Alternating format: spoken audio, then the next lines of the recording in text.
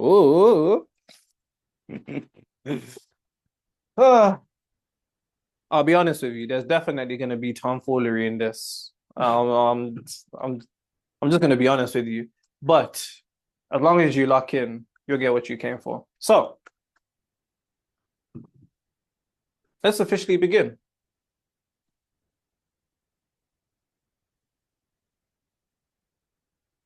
So it's very important to note two things when we're discussing manifestation. And that is, whoops, that is that there's two components to manifestation, really and truly. There's two sides to manifestation. There's two aspects to manifestation that a lot of people tend to negate. But if you watched my videos, you'll hear me speak about it. But I just want to reiterate it so you can understand that there's two parts to this. It's not one component. Now, when it comes to manifestation, you have to understand that there is what is considered offense, and then there's defense. The offense is going to be everything you do to create the frequency of your desired reality. And I like to emphasize, really and truly, if you are here to change your reality, you've already got it fucked up, nigga. I'm just going to be honest with you. Because what we're going to be doing isn't about changing reality. In fact, any of the changes that we make today aren't going to be anything that's related to changing your reality. What it's actually going to be related to is going to be you altering your frequency and changing yourself internally. So I need to reiterate that because I don't want you to think to yourself, oh, it's about changing anything outside of you. As you guys know well enough by now, manifestation is internally shifting to a degree to which you're no longer emotionally dependent upon seeing reality change. And the thing that you have to understand about that is we are creating the frequency, or the way that you can conceptualize it is the mental, emotional equivalent of your desired reality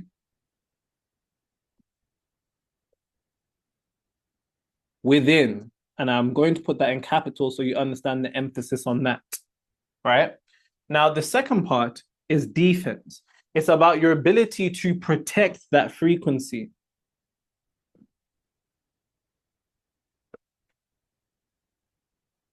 That you have created. Because the truth of the matter is, and I don't mean this in a particularly negative sense, but once you understand the mechanics of the world in relation to the universe and how energy works, if we're talking about concepts such as energetic equilibrium, so on and so forth, you have to understand that the world wants to impress you with its frequency. And it's important that you understand if you don't tune your frequency, the world will tune it for you. So we need to make sure that you guys have shields up. Feel like I've definitely spelled this wrong. In fact, shields is an understatement. What we need to actually make sure that you guys have is protection. And that protection is going to be what allows you to birth that frequency into reality. Because if you don't have the ability to protect the frequency that you're attempting to cultivate, a couple of things are going to happen. That frequency is going to get corrupted, it's going to be infected, it's going to be altered. And then all your hard work is going to be in vain. So I need you to see the game of manifestation split in two senses: offense, defense, offense, defense. And in the first part of this masterclass, what I'm going to be doing is offense, but don't worry, you're going to get the D. You're going to get the D. Pause. So with that being said, prerequisites out the way, let's get into it.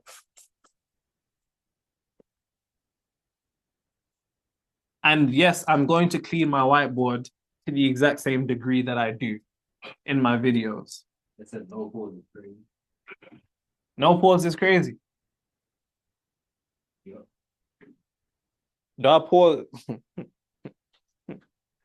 We don't say pause, we say play.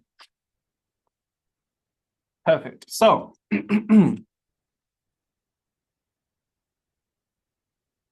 now, the first thing that you guys have to understand is the foundations of things. So, you have to understand in this space of manifestation or reality creation knowledge, a lot of people want to get you focused on techniques and methods and strategies. Which what you have to understand about that is that these things are always changing. And more often than not, it's trendy. Like niggas love wealthy subliminals. Then they love affirmations. Then they love the best way to make your vision board on Pinterest. Then they love this. Then they love that. Then they love this and they love that. I need you to elevate yourself beyond all of those things and step into principles. So the first concept that we're going to reiterate on, and I might make a video about this because I haven't made a video about this. What I'm about to speak on, I might make a video about it. But this is foundational to your understanding of your placement in relation to reality and your ability to create your reality, because you need to have a multidimensional level of awareness. And I say that to say, until you have a multidimensional level of awareness for how reality is constructed, you will then be subject to continuously experiencing yourself being in a trap. You need to have a certain level of awareness that goes beyond this third dimensional realm, because a lot of people, as I'm about to explain here, don't have the ability to see themselves outside this third dimensional realm, but you're going to have to look at yourself on a multidimensional level. So let's get into it. So I told you 90% of the world, and I really might make a video. AJ, let me know when I finish cooking here. Let me know if I should make a video on this. Yeah. Cool. You have to understand that I would probably say, for the example that I'm just trying to convey here, that 90% of the world make a mistake.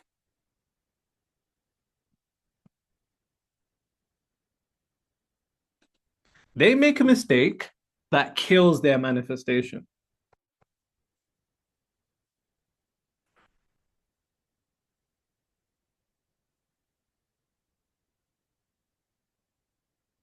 And that mistake arises from an ignorance to the three levels of existence. Now, you might have heard me touch on this very lightly in a video, but I've never gone into it in depth.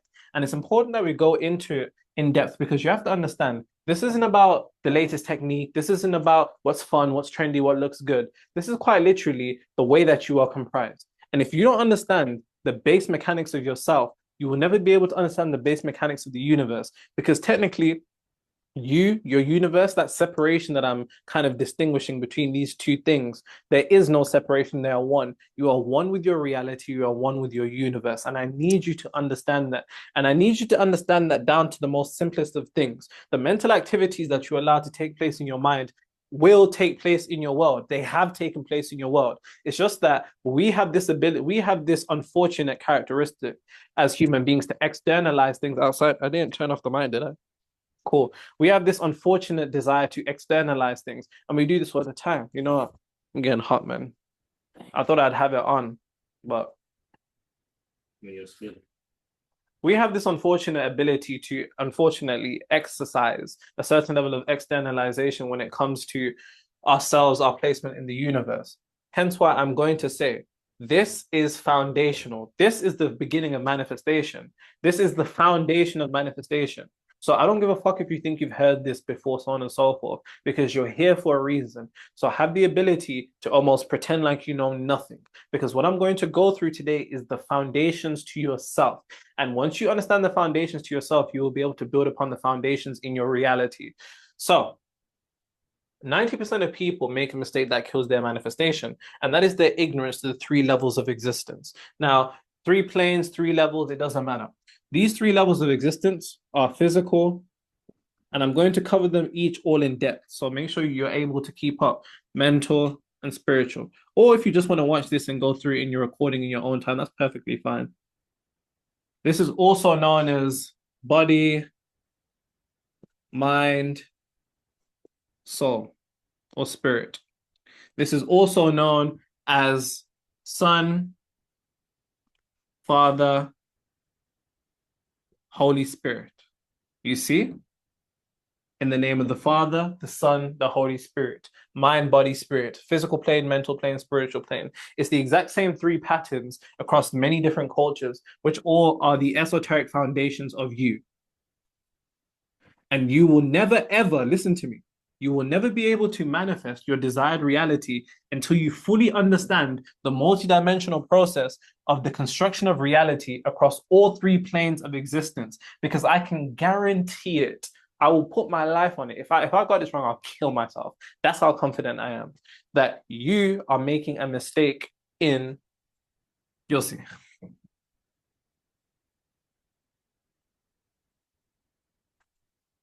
mind, body, spirit. And the mistake that 90% of the world makes is only using one plane of existence. One plane of existence. And the irony is, everybody thinks they use more planes than they actually do. But the truth of the matter is, you utilize one plane of existence. One. And this is what 90% of the world does as a mistake.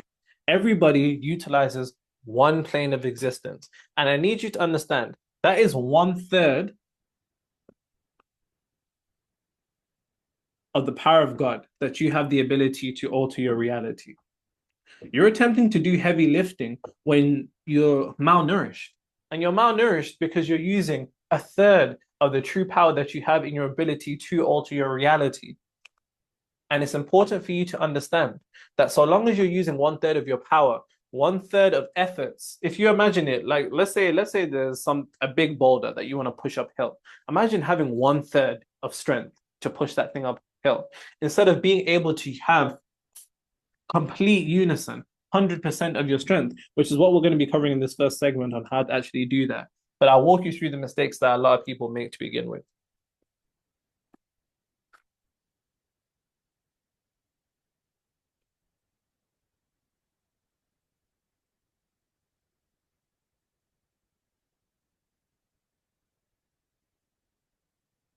Last Christmas, I gave you my heart,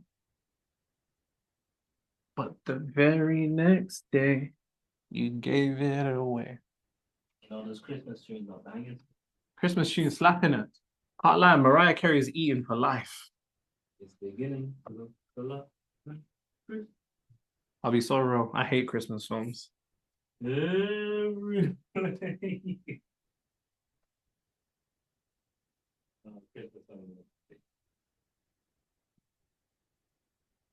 Cool.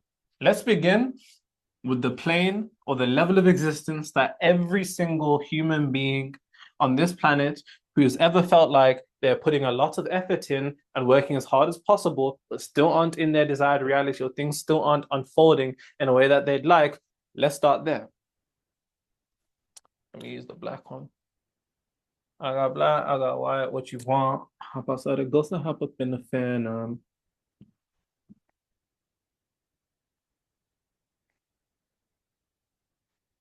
They see me blowing up. Now they say they want some. Cool. So the physical plane, quite simply, is the physical world. This is what you call your reality. Without understanding that what you call reality is only 0.0035% of the entirety of reality.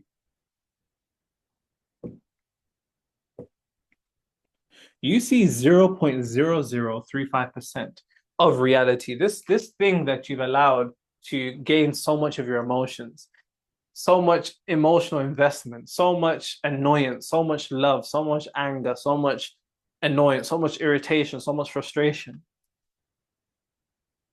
Isn't it crazy that only 0.0035% of something has the ability to do that to us? You're seeing a fraction of reality, and that's because this is what constitutes visible light. Now, visible light is a tiny, tiny fraction of the entirety of the electromagnetic spectrum. Ultraviolet, infrared, etc., visible light. Visible light is how we see the world. But even when you see the world, you're not seeing the world because your eyes do not see. Your eyes take electrical signals and send them to your brain, and then your brain guesses what is being seen in front of it. Why do you think magicians can perform sleight of hand tricks that are able to trick you, or illusions? Why do you think, you remember that dress that was going around and people were like, oh, it's blue and black, oh, it's white and gold? It's because we think we're seeing with our eyes. So everybody's looking at their phone saying, you don't see this, you don't see this, without understanding that your eyes simply take electrical signals, send them to your brain, and your brain guesstimates what it is seeing based upon its own level of awareness, which is where the difference sets in. So when we're talking about the physical plane, like I said, is what you call reality. What you call real, bear in mind, even take the word reality has the word real in, which is funny because it's not real. It's not real. And On the physical plane, you see 0.0035%. That's the entirety of reality. Well, a fraction of it, based upon visible light, which bounces into your eyes through a process called refraction. Refraction then sends electrical signals from your eyes to your brain. Your brain guesses what it's seeing. Now, the thing about the physical plane is this. It is the realm of the world. It is the material world. And it's the material world. We call it the material world because of matter. Matter is the combination of particles that are tangible to us. You may have heard it used in the context of physics, but that's simplistically what it is. It's a collection or a combination of particles that are tangible. So, for example, anything that we can touch is made out of matter. This whiteboard, this wall, these pen, this plastic bottle, so on and so forth. It's matter. And the thing about matter, what they discovered in the 19th century, is that when they actually broke down matter to see what it was truly comprised of, what they came to a realization is that matter is a precipitate of what's called wave potentials. And precipitate is just a fancy way of saying droplet. So what we call matter is energy that has dropped from one state or one form to another. Pure energy, also known as wave potentials, an unmanipulated form of energy that can become anything. Wave potentials in a spiritual context is also synonymous with what we call consciousness.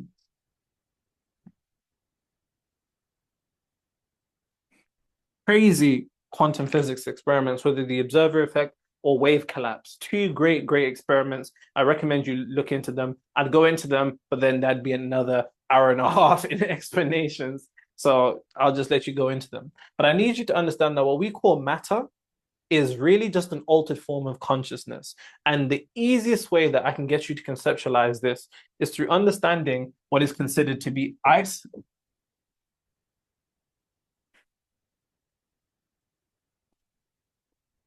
I'm always on my knees, man. Pause. Ice and steam. Steam and ice, same energy. Their only difference is their rate of vibration. This is the same thing with consciousness. And the thing that I forgot to mention about the word consciousness is that consciousness is interchangeable with the word imagination.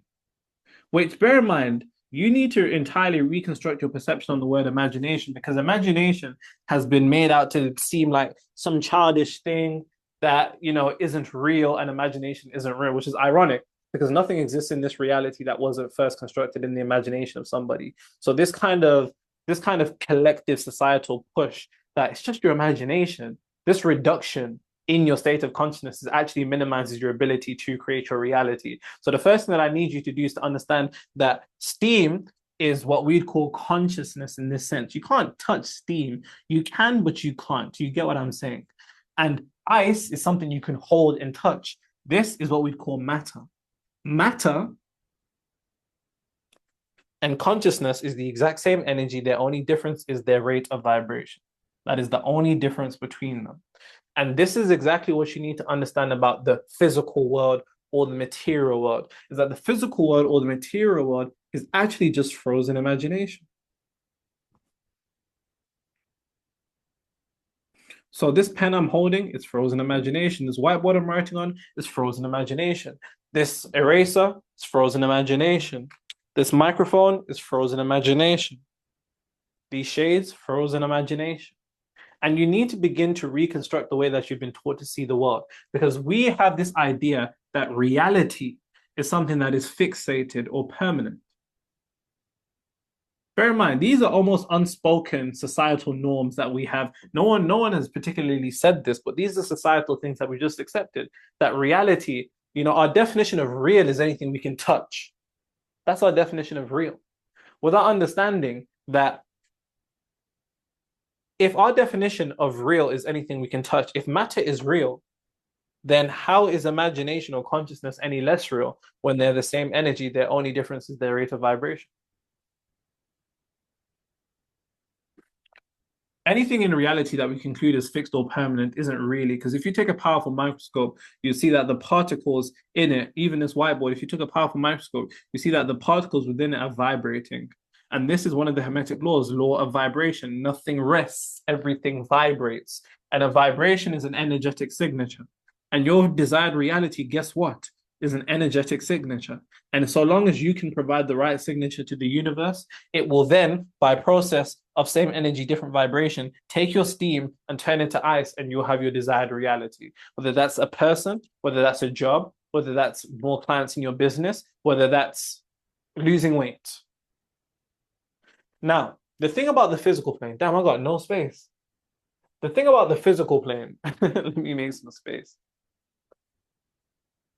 The thing about the physical plane, to go back to the point earlier about the mistake that everybody makes, is that the physical plane is reliant on something which is absolutely terrible. Well, I won't say terrible, but it's a very long-winded way of doing things. It's a very unnecessarily long-winded way of going about things. Now, for anybody who's worrying, like I said, this thing's recorded. You'll get an email of this in the next couple of hours, access to the recording. So if for whatever reason you gotta go, make sure you drop your question, and then you can just skedaddle, and then I'll handle it in it.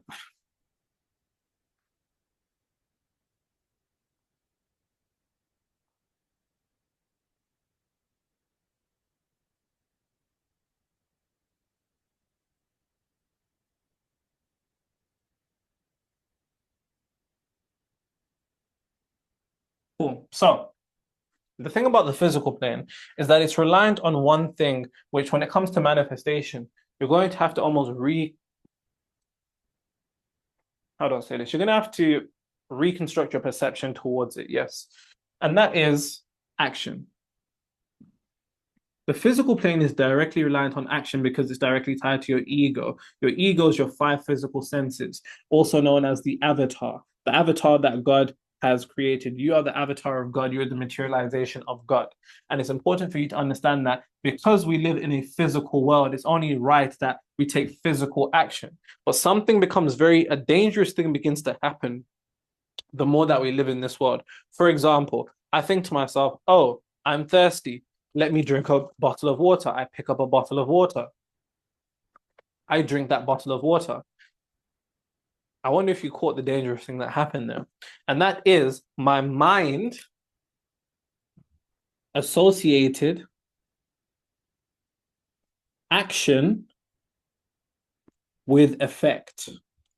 And this is why 90% of people are never going to enter their desired realities. And it's because, very quite normally, by the way, anytime that we want to change something in our reality, for example, I went to the dentist the other day. I know you guys don't think I'm real, but I went to the dentist and I had to have fillings. I had to take the physical action to go to the dentist. He had to take the physical action of injecting me with anesthetic in my gums and then putting in fillings. Our mind begins to associate because we're so used to it, taking action with effect. A fancy way of saying effect is result. If I want to get a result, I'll take action. And how many times have we seen those people that we love grow up with this particular idea? I just need to work harder. I just need to do this. How many times have you tried it? I just need to do this. I just need to do more of this. I just need to try this harder. I need to try this longer. I just need to do this. And we end up falling through something. We end up falling for something very dangerous, which is associating action with result and effect. Guys, this is no buenos. This is no bueno. Where's my red pen? No. That's the one that stains. This is no bueno. Not good.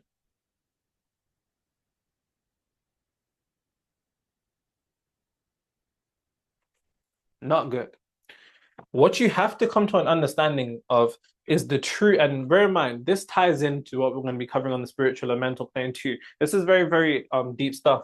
But the mistake that a lot of people make is associating physical action with effect. Because here's the thing. The physical realm that we live in, your reality is the realm of effect. It is the realm of effect. So by the time that you experience a condition in reality that you might want to change, or you might want to alter, or you might want to shift from, by the time you experience something in reality, it has already happened. What you're seeing, think about it like a cinema screen. If you have the screen where you're watching the film on, it is being projected. By the time you're watching it in front of you, it has long been played and set in the back, but now you're just seeing it physically expressed into your reality. But you're forgetting that there's a multi-dimensional order to things which we're going to cover. But this is the mistake that a lot of people make. They think they can outwork their mind. And this is the mistake that you need to step away from. You need to stop thinking, oh, I'm going to change my reality. I just need to do this. I just need to do this. I just need to do this. No, the first thing that you have to do is be different.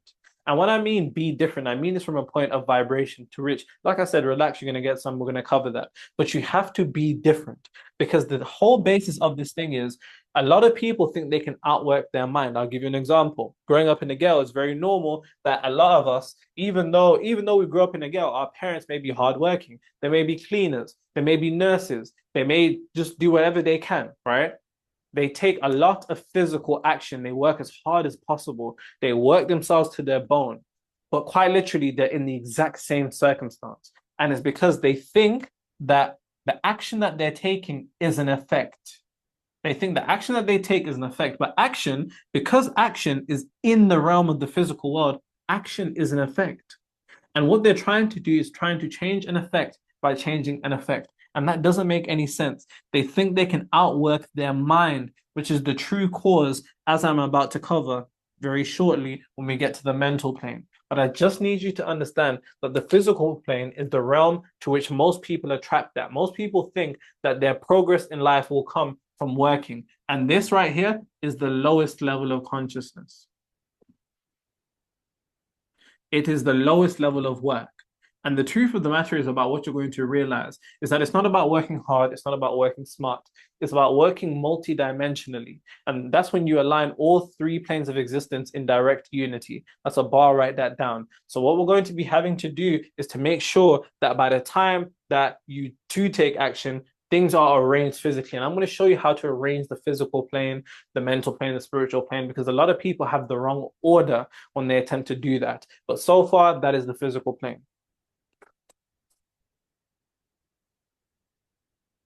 Bear in mind, just because it is the lowest level, that doesn't mean you don't need to take action. A lot of spiritual niggas will tell you that you don't need to take action because it's fucking lazy. And everybody has a part of themselves that is lazy. It appeals to us. The idea that we can just sit down and do nothing and things will just magically come to us. That's not how things work. And it's not how it works because that's not how the universe is comprised. The universe doesn't just have, the mental plane. There's the physical plane, there's the spiritual plane. So it's about understanding how to rearrange those things because there's an order to them. Like I said, there's an order. Now, that doesn't mean that you're going to have to work hard because you make the laws of your reality. If you believe that you need to work hard, then working hard will get you a result. Not because working hard gets people results, but simply because you've locked yourself into a particular law. You created your own law of the universe that the universe will then say, has this individual been working hard? Do I feel like I'm working hard enough? And then things will finally open. But a simple reconfiguration of that belief in of itself will make things, be a bit easier for you. Now, the mental plane.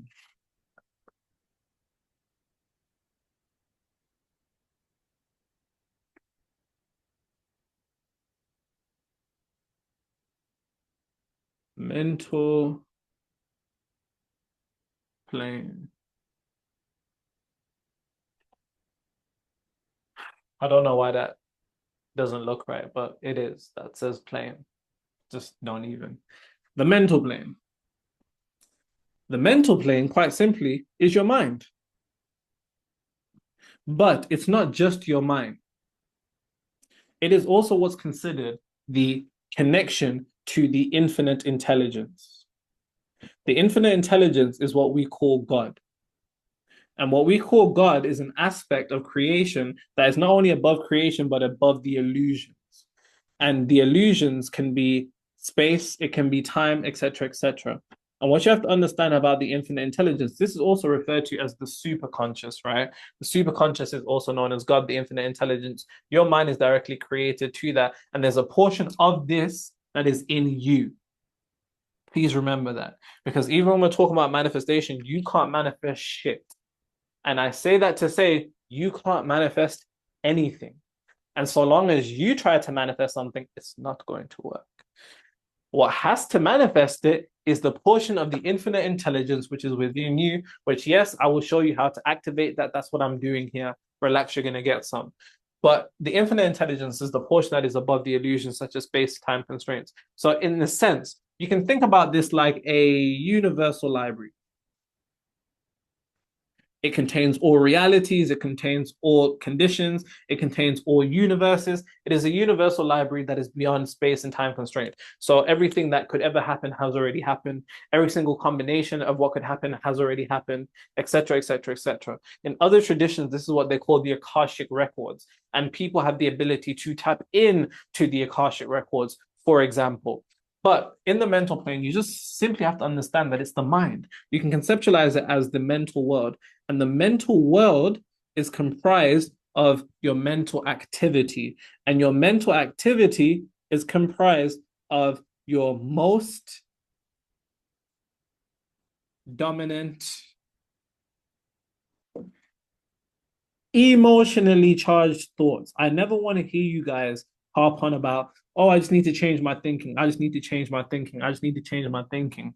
You have to understand all thoughts need to be emotionally charged because emotion is the language of God. Emotion is energy emotion, which when it interacts with the thought, it alters the vibration of that thought, increasing its likelihood of materialization. So it's not just about thinking things. Thoughts alone isn't going to get you anywhere. And we've all done affirmations before where we're like in the mirror, we're like, I'm a millionaire. I love myself. I will attract better. No emotion. And because there's no emotion, emotion is the language of the subconscious mind, which don't worry, relax, you're going to get some. It doesn't tap into anything.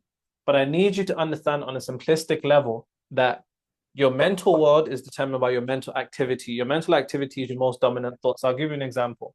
But before that, actually, the other thing about the mental plane is that the mental plane is the causal realm. It is the causal realm. So the physical plane is the realm of effect. The mental plane is the causal realm. So by the time that you experience anything physically, the prerequisite is that it exists mentally. Which once again, this is the mistake that a lot of people make. Your mental world is comprised of your mental activity, which is comprised of your emotionally charged thoughts. It is also known as the causal realm. The causal realm will always, I repeat, always, I've been trying to do it always, it will always lead to an effect, which we call reality.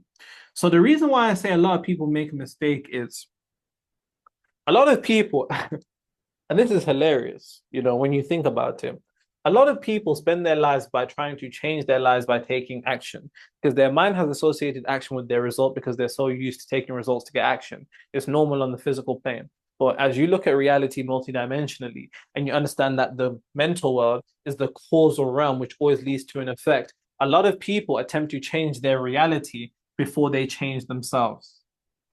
And this is going to be a mistake that you fall into. I repeat, this is going to be a mistake that you, yes, the awakened one. This is going to be a mistake that even you make. And this is going to be a mistake we all make. Do you know why? Because we've spent our lives associating action with result. We've spent our entire lives associating action with effect. We've spent our whole lives associating action with result. So there's going to be times in your reality where you need to catch yourself out.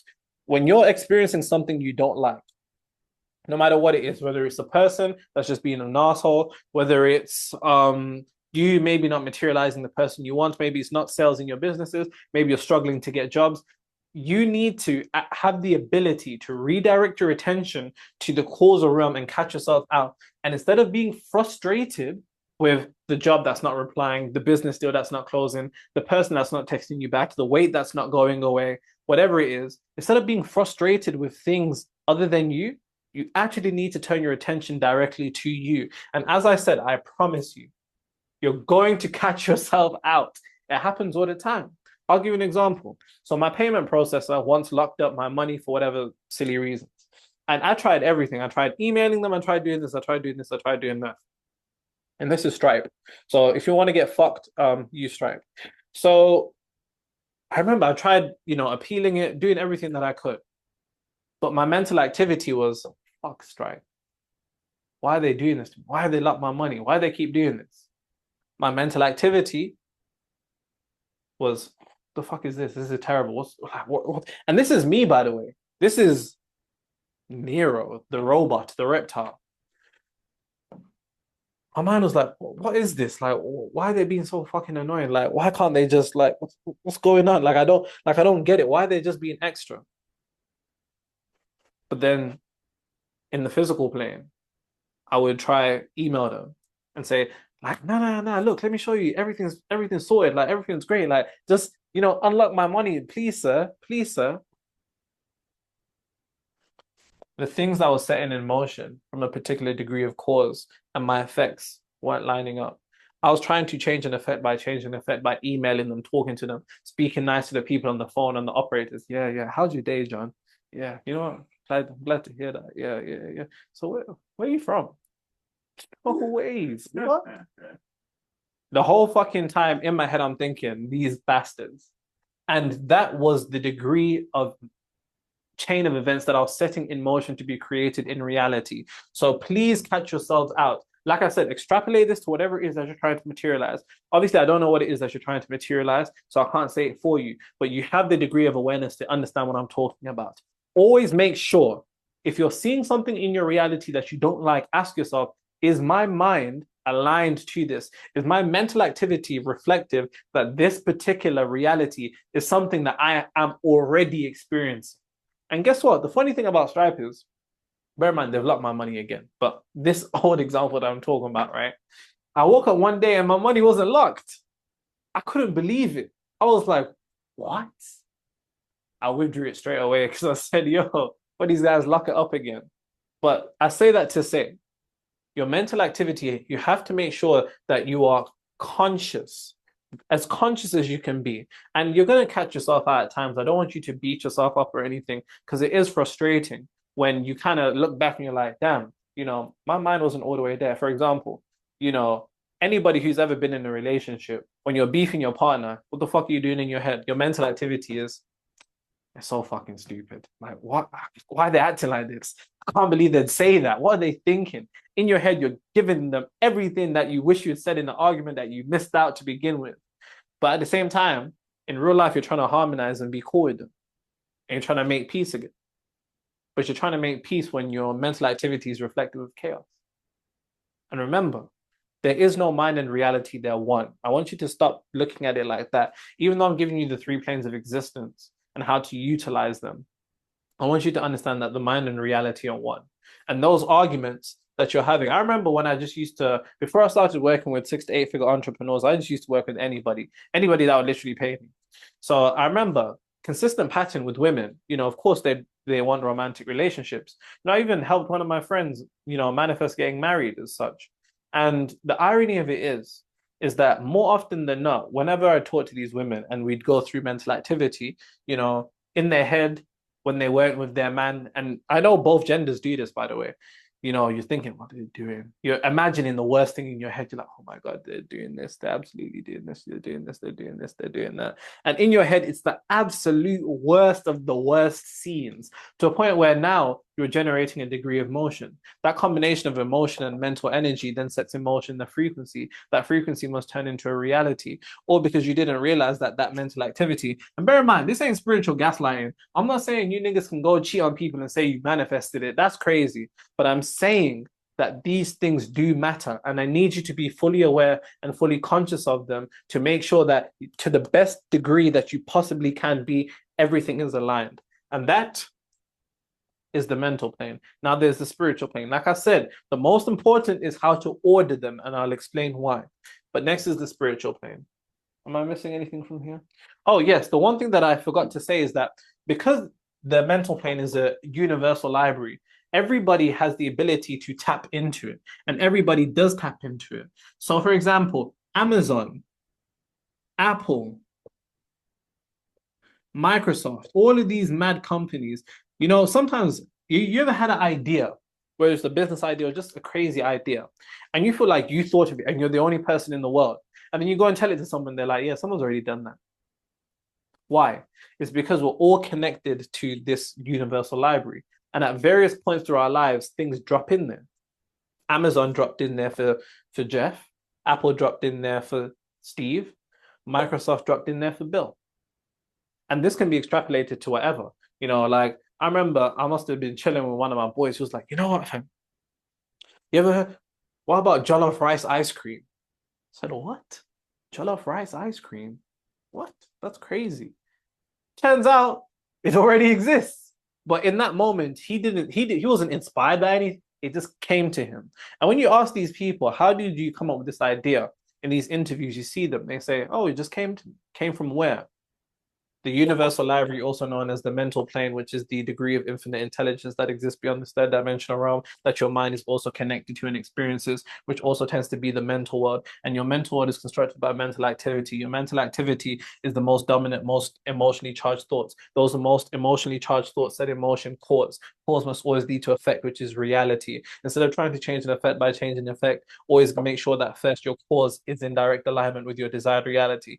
Because before you can change your reality, you must change yourself mentally, but also emotionally in combination with the emotionally charged thoughts.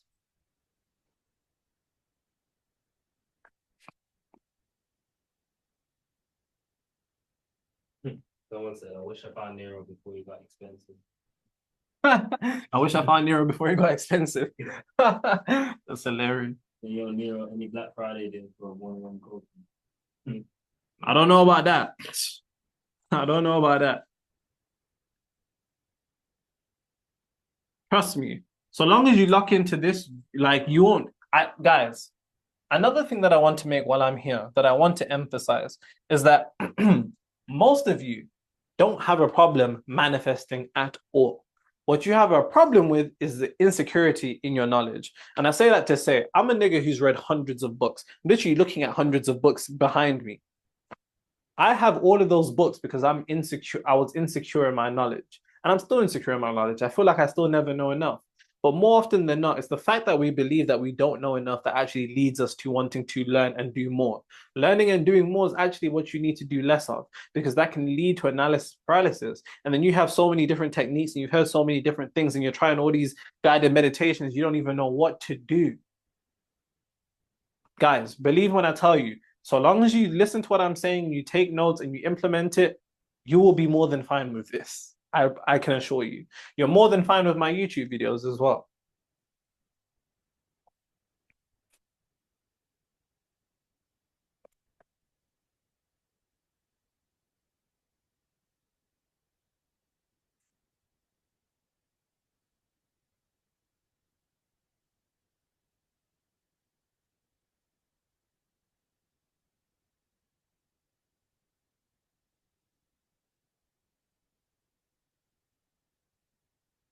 Muy bueno. So, the third, spiritual plane.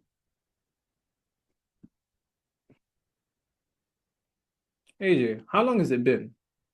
It is currently 1:54. So we've been talking for about 40 minutes. I need to quicken up because I got a lot to cover. I need to quicken up. And there's a lot of questions. Oh yeah, I definitely need to quicken up because I put 3 hours conservatively, but I'm like, damn, cool. So, whoops. I told you that could have been its own video. I literally told you that could have been its own video. Because people look at things simplistically. Everybody's heard of the three planes, but nobody actually, if you actually understood the three planes, then manifestation would be completely easy because you'd have a true understanding and insight into where you need to kind of rearrange yourself. Now, mental plane. The spiritual plane, I'm tweaking. The spiritual plane, quite simply, is where your spirit exists. It's the spirit world, also known as the astral world. Now, yes, we could talk about etheric and quantum energy, but I don't want to get too technical because you don't really need to know all of that stuff. Hence why I keep everything simple, because most of this shit is vanity. Bear in mind, there's nothing more I love than being able to be in a do-rag and a vest and talk very, very deep concepts. But simplicity is the ultimate form of sophistication, as was said by Leonardo da Vinci. It's where your spirit exists. It's also known as the astral world. It is your connection to the infinite. It is your connection to the infinite, which we also characterize as God. Now, here's the thing. The stronger the connection,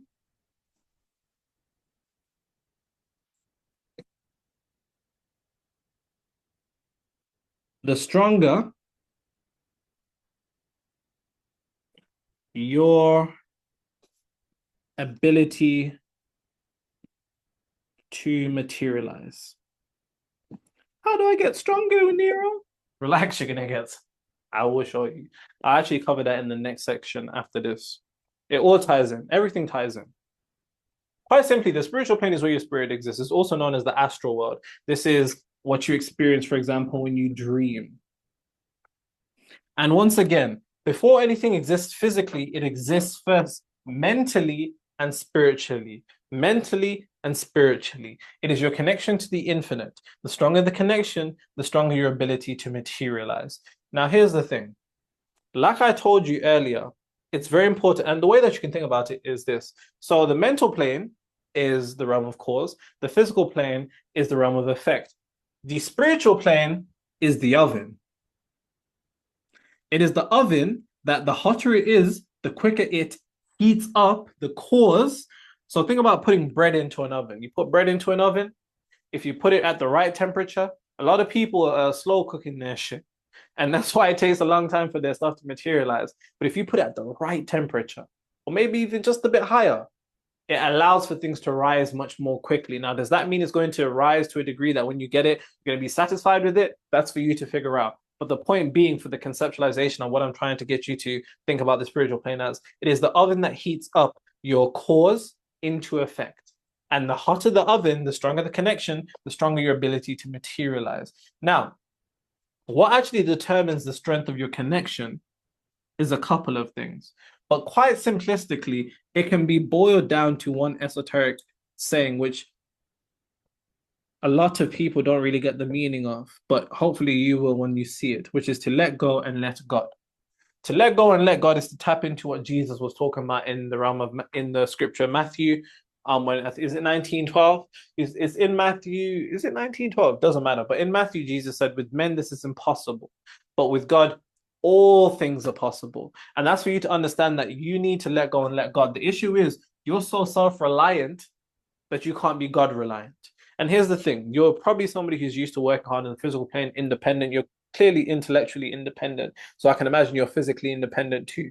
And because you're so used to doing things yourself, that you actually have no space for God to do things for you. You need to get yourself out the fucking way. And yes, I'll explain how to do that very shortly, but I'm just trying to get you to understand you actually need to let go and let God. Because when you let go, that is you letting go of your ego. And I don't mean in a negative characteristic. I mean this idea that you have to be the one that does things. You have to be the one that materializes things. What I mean is that you need to let go and let God, let the infinite intelligence change your reality. Because that is the only thing that can change your reality. I repeat, the infinite intelligence is the only thing that can change your reality. And that portion of the infinite intelligence or God is within you. You just need to get yourself out of the way. How do I get myself out of the way, Nero?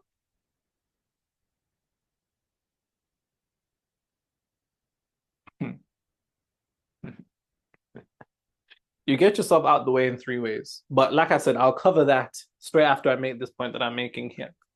So now you know the three planes, the functionalities of the three planes, what they're comprised of, and their essential, the role that they play in physical manifestation.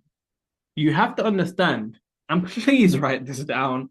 Please write this down because you can use this as kind of like a roadmap or a guidance system to any time that you're maybe struggling to materialize what it is that you want. All successful manifestation requires unity across all three planes of existence. All successful manifestation. And you know what? While you lie here, I'm going to give you some book recommendations. I told you I could make this into a video. Number one, The Process of Realization by Ivan Antic. One of my favorite authors. This is a very low-key book. Very, very low-key book. I've had it in the camera for long enough for you to see it. This book taps into what I'm saying slightly.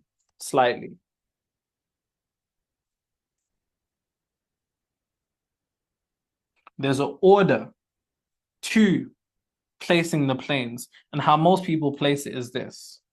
And it's just wrong how most people place it. Hence why they live in realities that are wrong. Well, by their own metric. So the big mistake that everybody makes is putting the physical plane first. If you put the physical plane first, you might as well say you fucked it already. That's already game over. Why? Because it's the realm of illusion. Illusion is a fancy way of saying trapped, which means your progress is trapped. Because the physical plane is the realm of effect. You can't change an effect by changing an effect. You need to elevate yourself and move to the cause. Remember. So it doesn't really matter what it doesn't really matter what you put after. If you put a physical plane as your number one, you're cooked, buddy. It's over. You're wrapped. It's done. So it doesn't even matter. This is just wrong, right? So make sure you understand that any time that you're struggling in reality is because you're putting the physical plane first, which means you're attempting to work yourself out of the mind. Can't do that. The correct order is as follows. Please remember this, guys.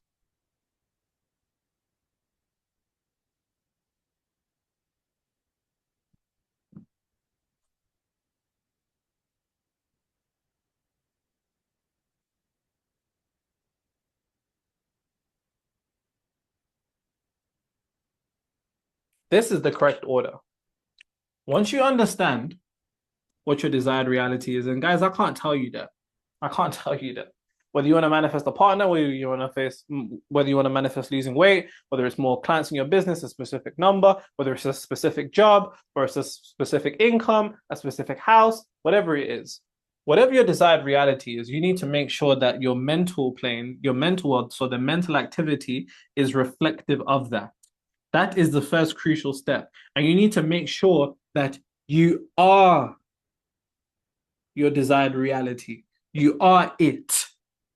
And I'll explain how I mean are it when I go into the 5 levels of frequency, as I'm going to be covering very shortly. But you're going to get more understanding as I spin back. But right now, considering that these are the notes that you're first making, you're going to see that all your notes kind of go into a full circle, as they should, right? As they should, because they're all components of each other.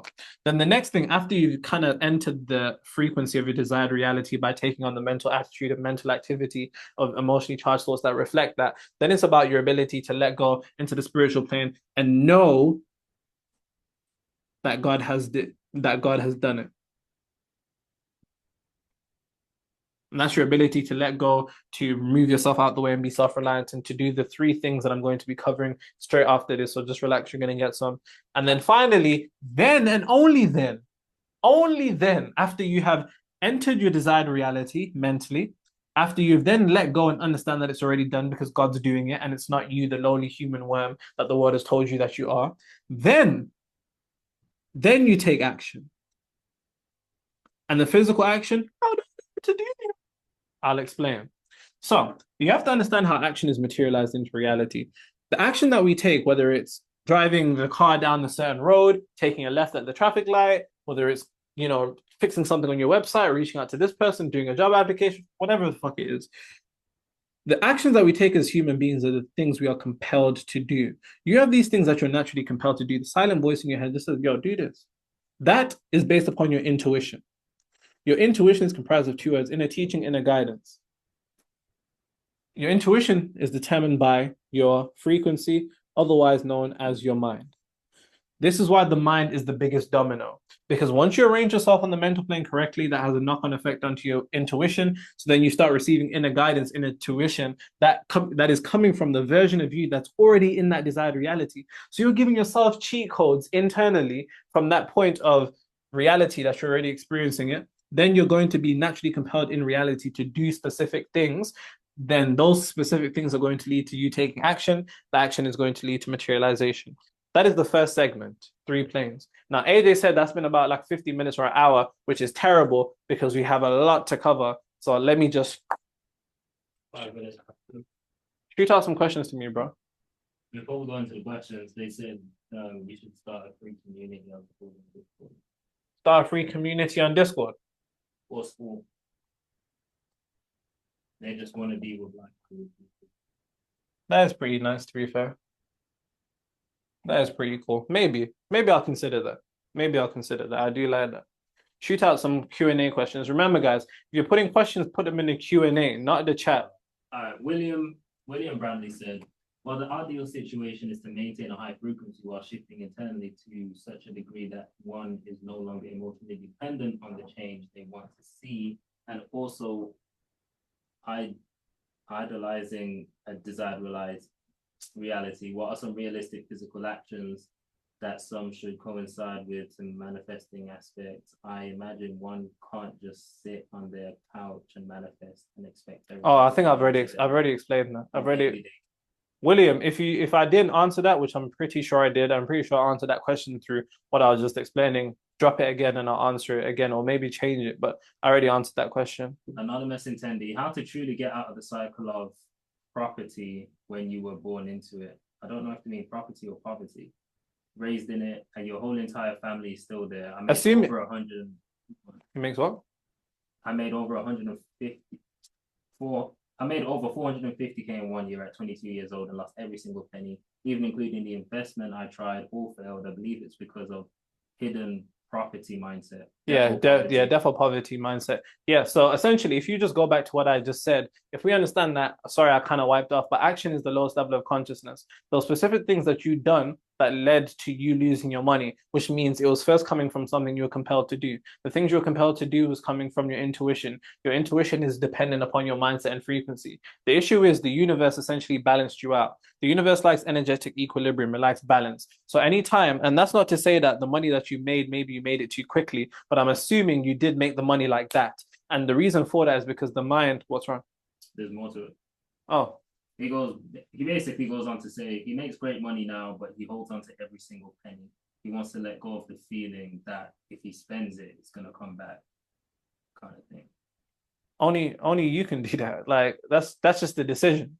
And the thing is, people say, how do I believe different things? Well, it first begins with a decision, because all beliefs are choices, whether we were given or choices that we weren't given, that we unfortunately internally made. All you have to do is literally make the decision to do that. Now, it's going to be scary for you to kind of step back into that frequency of, things are abundant and so on and so forth because of your experience. But that's actually your old frequency's fear from it feeling like it's going to lose out on you once you step back into the old version of you. So I would say you need to kind of lean into the fear. You need to lean into the fear until you dissipate that energy, so then you can transmute into courage, but understanding that you might have lost it all, but from what it sounds like, you built it back. And that's what you need to centralize your concentration on, to skew your vibrations to that particular degree of reality, to create a frequency which will eventually turn into a reality. What's the next one?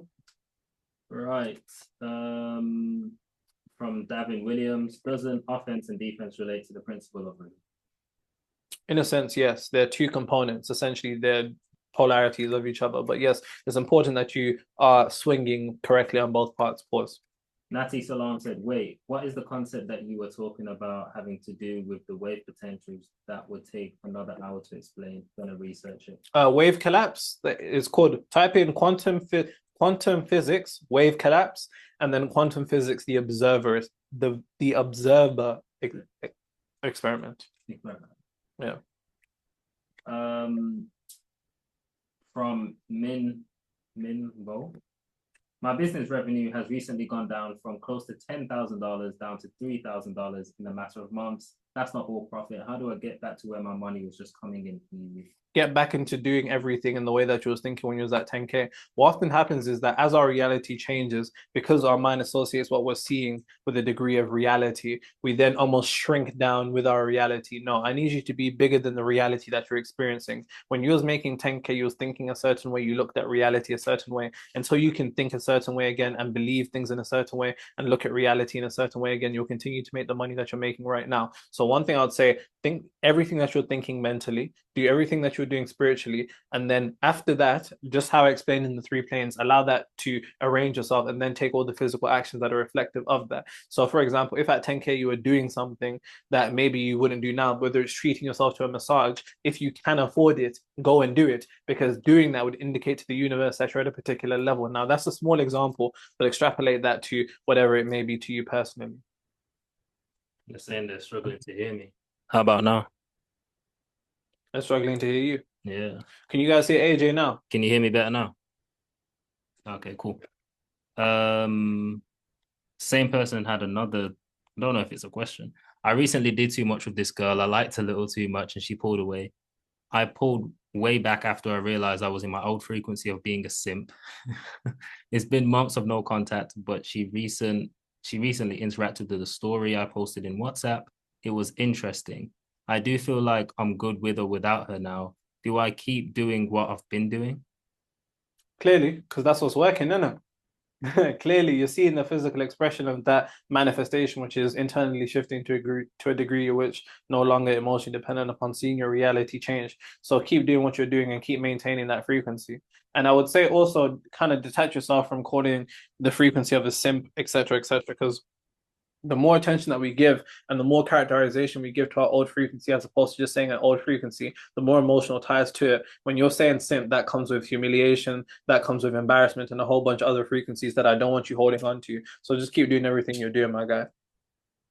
Same person again. I recently read Reality Transurfing, which had a lot of parallels to what you teach. It talks about how the heart and the mind needs to agree so you can on the optimal Not true. lifeline. They don't need to agree, but your heart needs to be able to produce the emotional equivalent to the mental equivalent. So the mental emotional energy can combine, create the frequency that will lead to the expression of your desired reality. They don't need to agree. You think most of these niggas, you think most of our hearts really, really want more money? No, that's not what the heart wants. But it's about understanding that if you can produce the emotion from your heart and combine that with the mental emotional energy, then that will lead to a frequency which then has to materialize to a reality. A lot of people materialize things that their hearts don't want. Do you think of people's hearts are in poverty? Not necessarily. And that's something I disagree with the book. And I read that book like 7 times. Good book.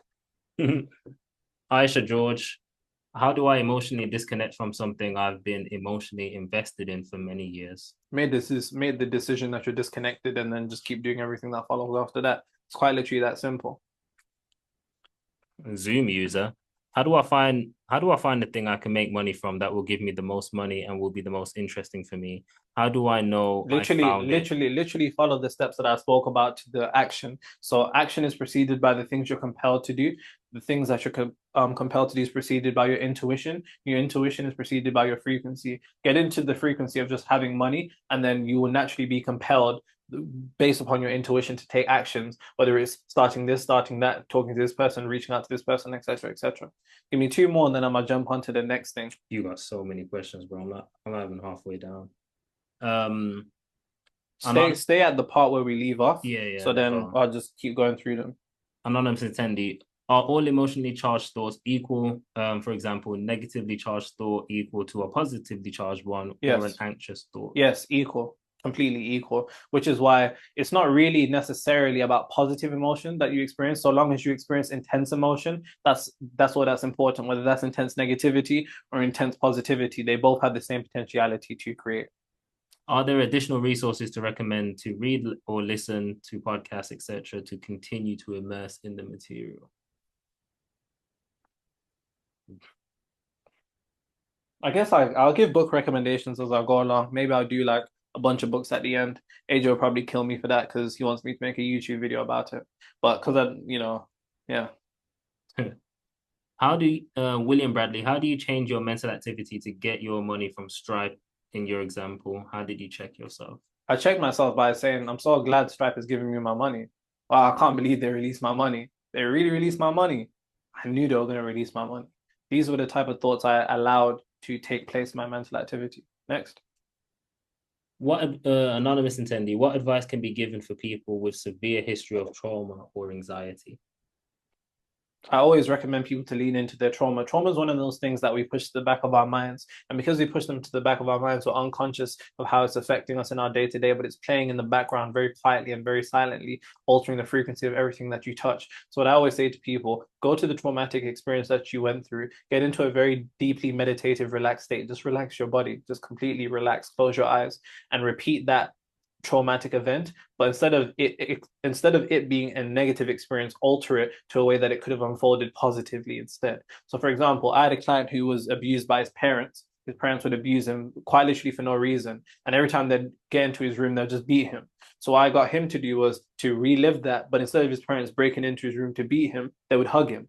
Because then you have to understand that the mind can't distinguish between falsehood and reality. The mind can't distinguish between imagination and reality. So if you can create a reality experience internally that is intense, vivid, essentially what's going to happen is that your mind, and because the subconscious mind doesn't adhere to the concept of time, you're essentially going to overwrite the trauma that's playing in the past into the present now, and then you'll begin to experience the effects of that.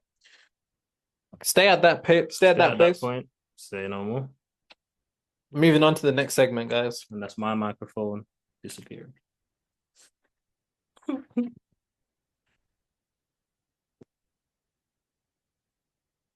5 levels of frequency. Now, as I said to you guys, if you want to change your I like to reiterate, I'm not here to change your reality. You're not here to change your reality. If you're here to change your reality, you've already fucked it. Because remember, anytime that we put importance or we examine too deeply at the physical plane, we're negating the true experience of manifestation, which I repeat is internally shifting to a degree to which you're no longer emotionally dependent upon seeing reality change. So we're here to change our frequency. So these are the 5 levels of frequency, because so long as we can change these, we will change our reality.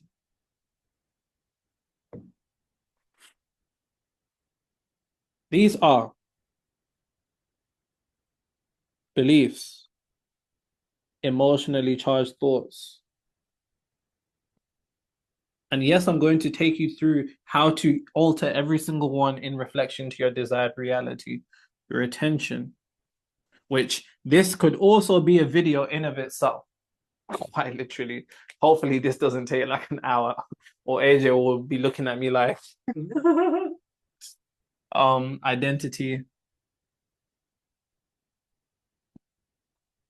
That's the one that I'm missing. And then moods.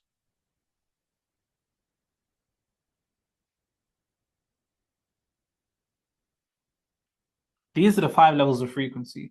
Each one of these things I'll put to a frequency. That frequency is eventually going to have to turn into a reality. Listen, the universe has no choice but to turn every frequency into a reality. Bear in mind, when I say frequency, frequency is interchangeable with consciousness, which is interchangeable with mind. Consciousness and matter are the same energy, only difference is, ladies and gentlemen, you should have said their rate of vibration.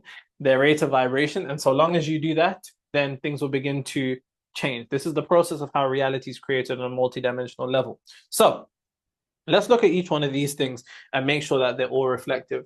Because in order for you, as I said, and once I, similar to how I said about the 3 planes, the 3 planes need to be in synchronistic alignment. Your beliefs, emotionally charged thoughts, attention, identity, and moods and attitudes, they all need to be in synchronistic alignment too. None of them can be they can't be out of alignment.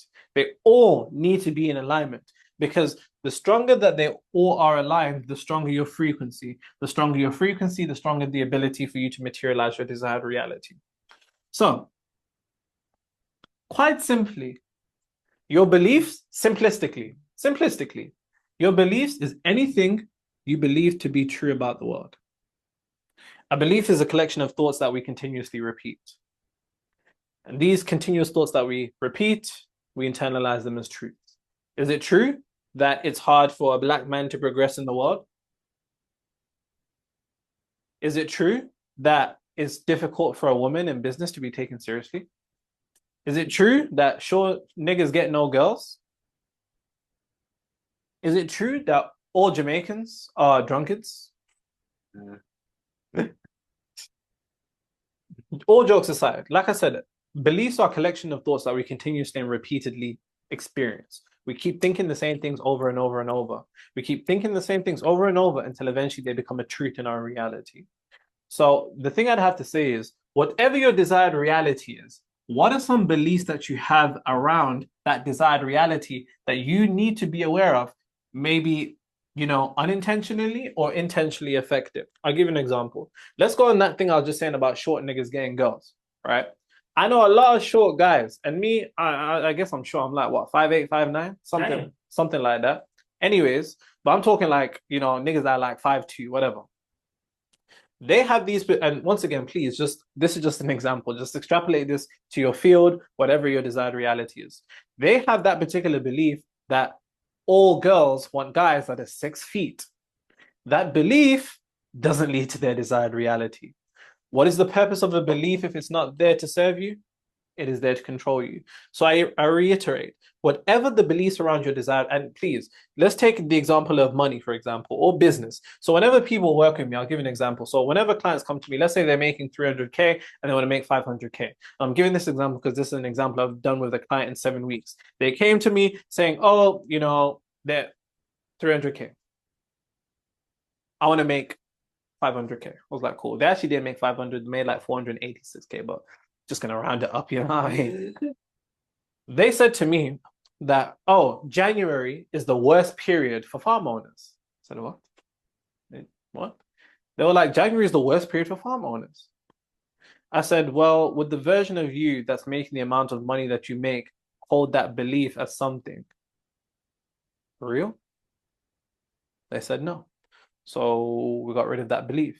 Because you have to understand, you have to be able to examine whatever it is that you're trying to materialize, that has a particular line of beliefs that are around it. You need to be able to look at those beliefs and see if they match up to your desired reality. Because more often than not, you are carrying beliefs that don't. And it's so simple.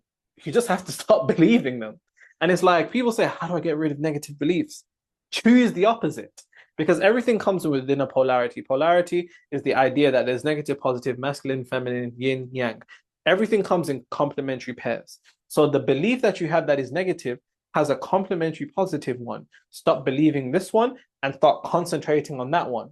And that's how you end up believing things. It becomes it's a decision that you make simplistically to just say, you know what? Try this. When you have a negative belief that pops up, just say, I'm not going to think this anymore. Try it.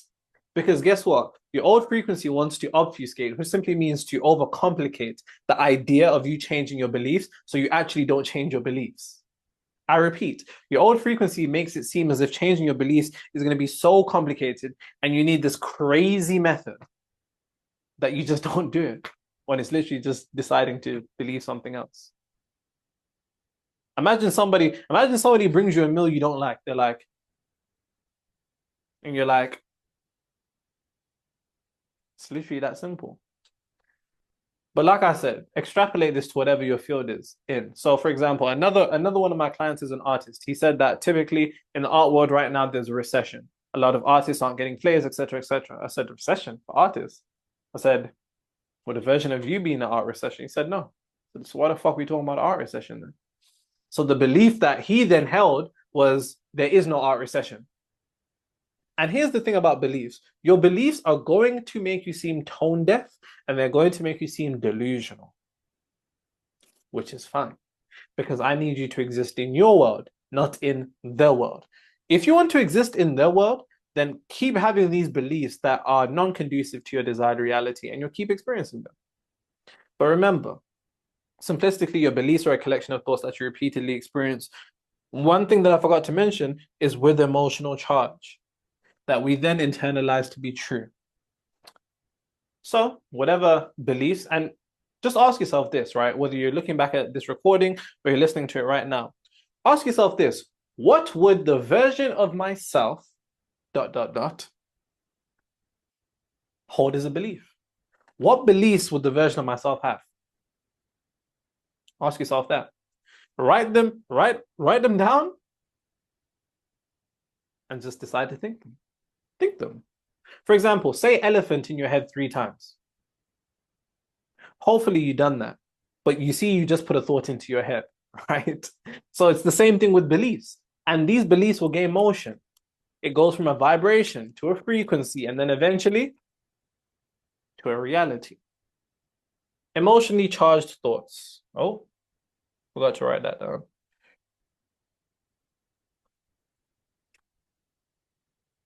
My brain is literally going to be exhausted after this, by the way. Emotionally charged thoughts. So what thoughts would the version of you think if you was in that degree of reality that you want independently, which is similar to beliefs, but beliefs are a bit more core.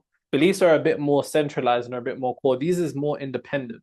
What I always recommend taking one thought that reflects your desired reality and just thinking that over and over again. If you want to know my thought that I repeat every single day, no matter what I'm doing, whether I'm brushing my teeth, whether I'm showering, whether I'm in the gym, whether I'm in the steam room, whether I'm in the sauna, the one thought that I keep in my head is I have more money than I can spend. I keep that injecting into my head every single second of every single fucking day. But then that's not enough. Then ask yourself, how would you feel? Whatever your thought is, extrapolate this. If it's romantic, then it can be, I'm so lucky to have this person, whatever it is, right? If it's in your business, singular thought could be, I knew I was going to hit X amount of money. If it's weight, for example, I'm in such great shape. One thought, choose one thought. And then how would you feel if that thought was expressed into reality? Combine it with that emotionally charged thoughts, ladies and gentlemen.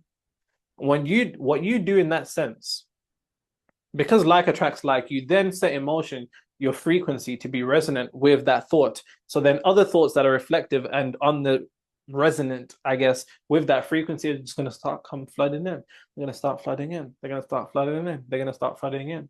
And then at that point, your mind becomes, well, the mental activity becomes consumed by one thing. So that's emotionally charged thoughts.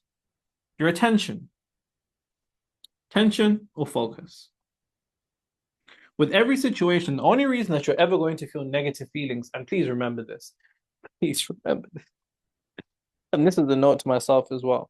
The only reason we will ever have a negative feeling in our lives is because we are focusing on an unwanted aspect of polarity that we don't want to experience. We are focusing on an unwanted aspect of polarity that we don't want to experience anytime we have negative emotions. We're focusing on something we don't want. Simplistically, remember, everything is simple, guys. Please don't let the simplicity of this fool you guys and make you guys say, oh, yeah, well, that's common sense. No, if it was common sense, you wouldn't be here. So understand what I'm saying. Anytime that we have a negative feeling, it's because more often than not, our focus is misplaced. We misplace our focus all the time to be on things that are non-conducive to our desired reality. I need you to and you don't have a problem focusing. People say, oh, I have a problem focusing. No, the fuck you don't. Nobody has a problem focusing. Our problem is we are unaware of what we're focusing on, unconsciously. Every time me and AJ finish recording, we'll do like maybe 2-3 hours of recordings. We will sit on our phones scrolling through TikToks for God knows how long with each other. That is focus. That is focus. To watch TV shows, that is focus. We're always focusing. We're just unaware of the things that we're focusing on. So you need to begin, when you experience a condition of reality, let's say something pops up that you don't like. If something pops up that you don't like or something that is non-conducive with your desired reality, the mistake that you're making is focusing on the aspect of what represents not your desired reality. Within every single circumstance, and you really have to think deeply about this, within every single circumstance gives you the opportunity for you to focus on an aspect of something that reflects what you want. I can't tell you what that is because I don't know your desired reality, but you're smart enough to do it every single time. You have to make sure that the things that you focus on, the things that you allow to get your attention, are things that are only reflective of your DR, of your desired reality. Each and every single time. So for example, I used to get bailiffs all the time. Bailiffs all the time. If you are American or another country, call them debt collectors. All the time. When them niggas would knock on my door and be like, bailiffs, or what do they say? They say, they have an they have an official name. What's their official name? Can you check the chat? Not the Q&A, but check the chat to see if anyone's put like their official name. Enforcement agents. Enforcement in the UK, they're officially called enforcement agents. They'll be like enforcement agents. Be like, fuck. Obviously, I'll be hiding like. And I live in an apartment, so it's not even like there's curtains, but I still hide. Like they have X-ray vision. For the longest time, I used to be frustrated at the fact that I have things that I need to pay for that I can't pay for. That's me misplacing my focus. That misplacement of focus, you have to understand that focus is a centralization of energy. You're centralizing your energy into a reality that you don't want. And guess what? Energy builds momentum. It becomes a vibration. Then a vibration becomes a frequency. Then a frequency becomes a reality. Instead, I used to focus on when that nigga would knock on my door and I'd be hiding. I'd be like, damn. At least I have opportunity to pay him. Which sounds almost idiotic to even say. See, AJ said that's ridiculous. It sounds even idiotic to pay. It even sounds idiotic to think. But that's reflective and conducive of a desired reality that I want. And guess what? I can pay them niggas. They don't come around anymore, obviously, because I paid it, but you get my point. You get my point. Identity. Your identity is simply the things that align with what you do and won't do. So, for example, going back to the guy who was talking about simps earlier, let's say a simp is an identity. Simps do certain things. If you don't want to be a simp, you don't do what simps would do. That's your identity. Spider-Man doesn't wear a Batman outfit and fly around. I say that to say, your desired reality requires you for a particular identity. The simplest way that you can gauge your identity of your desired reality is, who is this version of me? Write this down. Write down the question, whether after this webinar or when you're watching it back, you just literally write down those characteristics. Yeah, you'd be fearless. Yeah, you'd be courteous. You'd be considerate, etc., etc. Mold yourself an identity. Once you have that identity molded out, then anything that doesn't align with that identity, you don't do. For example, AJ, do you kiss men? Hell no. Of course, because that doesn't align with his identity. But if someone did kiss men, it's because they aligns with their identity. We all do things in this reality that align with our identity. For example, I don't shoot people because that doesn't align with my identity. AJ's giving me side eyes. I don't do that anymore. That doesn't align with my identity. You have to, because this is really for you. You have to create a clear vision, which is most of the time an issue that people don't have. A clear vision on what that version of you in that particular desired reality would be like. Like I said, note down their characteristics. Once you do that, you form an identity. Then you have to make sure each and every single day, please guys, one simple thing that will check. When I say this to all my clients in our second session. By the third session, these guys start manifesting shit. I kid you not. And it's because I get them to realize this one thing. So please, because to the guy that said, can Nero, do one-to-one Black Friday? You don't need that if you just listen to what I'm about to say. Because I get this to do my clients. So if any of my clients are in here, I'm sorry, man. Your perception is directly tied to your projection. Your perception is directly tied to your projection. The way that you look at life will be the way that life looks at you. And until you change the way you look at life, life won't change the way it looks at you. And once you begin to look at life through the lens of the identity of the individual in your desired reality, life will look back at you as the individual of that identity, and then things will begin to manifest for you. So with my clients, I say we always give them names, whether it's Mr. Opulent, whether it's Mr. Impact, whether it's Lady Affluent, whether it's Master Manifestor. Choose your own name, nigga. Like, I'm not gonna get you to do that. Let's say Nero, because that's not my name. But let's say Nero. I would say, how would Nero look at this? How would Nero react to this? What would Nero say here? Because then you're putting on the lenses of your desired reality. And the way that you look at life is the way life looks back at you. And when you look at life from the version of you in your desired reality, life will look at you as if you're in your desired reality. I can't stress that enough. I can't stress that enough. Moods and attitudes. your attitude, in a sense, is your emotional response to things. Some people have a bad attitude, it's a bad emotional response to a particular circumstance. What would be the attitude of the version of you in that desired reality? If they make hella money and something breaks and you need to spend £100 or $100 to get it fixed, are you gonna be like, fuck? Probably not. But once again, these are things that you're gonna have to train yourself out of, because you're training yourself out of one frequency into another. Yeah, 5 levels of frequency. And once you do that, that should lead to a specific frequency. That specific frequency then has to become a reality, as you see above. So make sure each one of these things are ticked off and they're all in direct unison. Your belief should match up with your emotionally charged thoughts. Your emotionally charged thoughts should match up with your attention. Your attention should match with your identity. Your identity should match with your moods and attitudes. It's about emotionally responding instead of emotionally reacting. To react is to allow the external to alter the internal. So to make the world make you feel a type of way. No, you need to feel a type of way to make the world be different. And that's what the difference is. So before you react to some bullshit that normally would have caught you out before, you need to think to yourself, how would the version of me look at this? How would they respond to this? Take time with it, relax, and then frame it through that lens, and then move from there. AJ, shoot me some questions while we move on to the next thing. I can't pronounce this person's name, but they said it just. You turn on your thing, your mic. Good shot.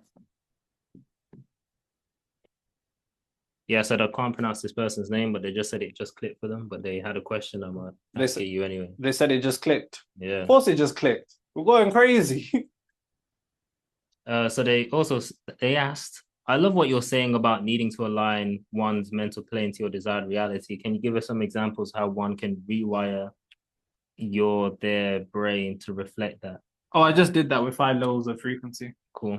By the way, 5 levels of frequency can also be 5 levels of mental activity. It's all the same thing. 5 levels of consciousness, because those are the characteristics or the attributes to which your consciousness is made out of. So that's interchangeable with that. But if you have a different question, just drop it, and then when we get down to it, I'll look at it. They also said I'm constantly having fake conversations in my head. Worst case scenarios, for example, getting into fake fights with my soul in my head. Is it as simple as emotionally attaching to the outcome I want? It's as simple as not giving any attention to the reality that you don't want. Cool. So when that pops up, literally say no thanks. Literally say no thanks and start focusing on the reality that you want. Guys, it's really that simple. Nati Salam said, could you say that the internet is the physical manifestation of the universal mind? That's fucking amazing. Whoever said that's a fucking genius. Yeah. Minvo said, how do you make it so your thoughts are emotionally charged? How do you make it so oh, yes, you make it that your thoughts are emotionally charged. Just think to yourself. So let's say you choose a thought, for example, like mine, I have more money than I can spend. Then ask yourself, after you've thought that, how would I feel if I actually had more money than I could spend? Then those emotions are going to pop up. Then you combine it with the thought. Next. Try it. You'll see.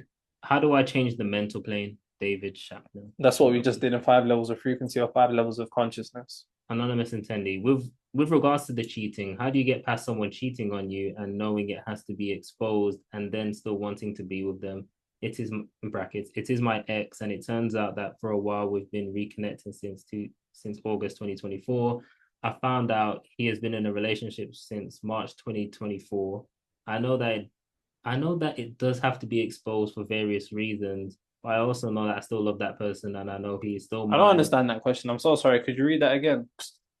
Basically, with regards to cheating, how do you get past someone cheating on you knowing that it should be exposed and you still want to be with them?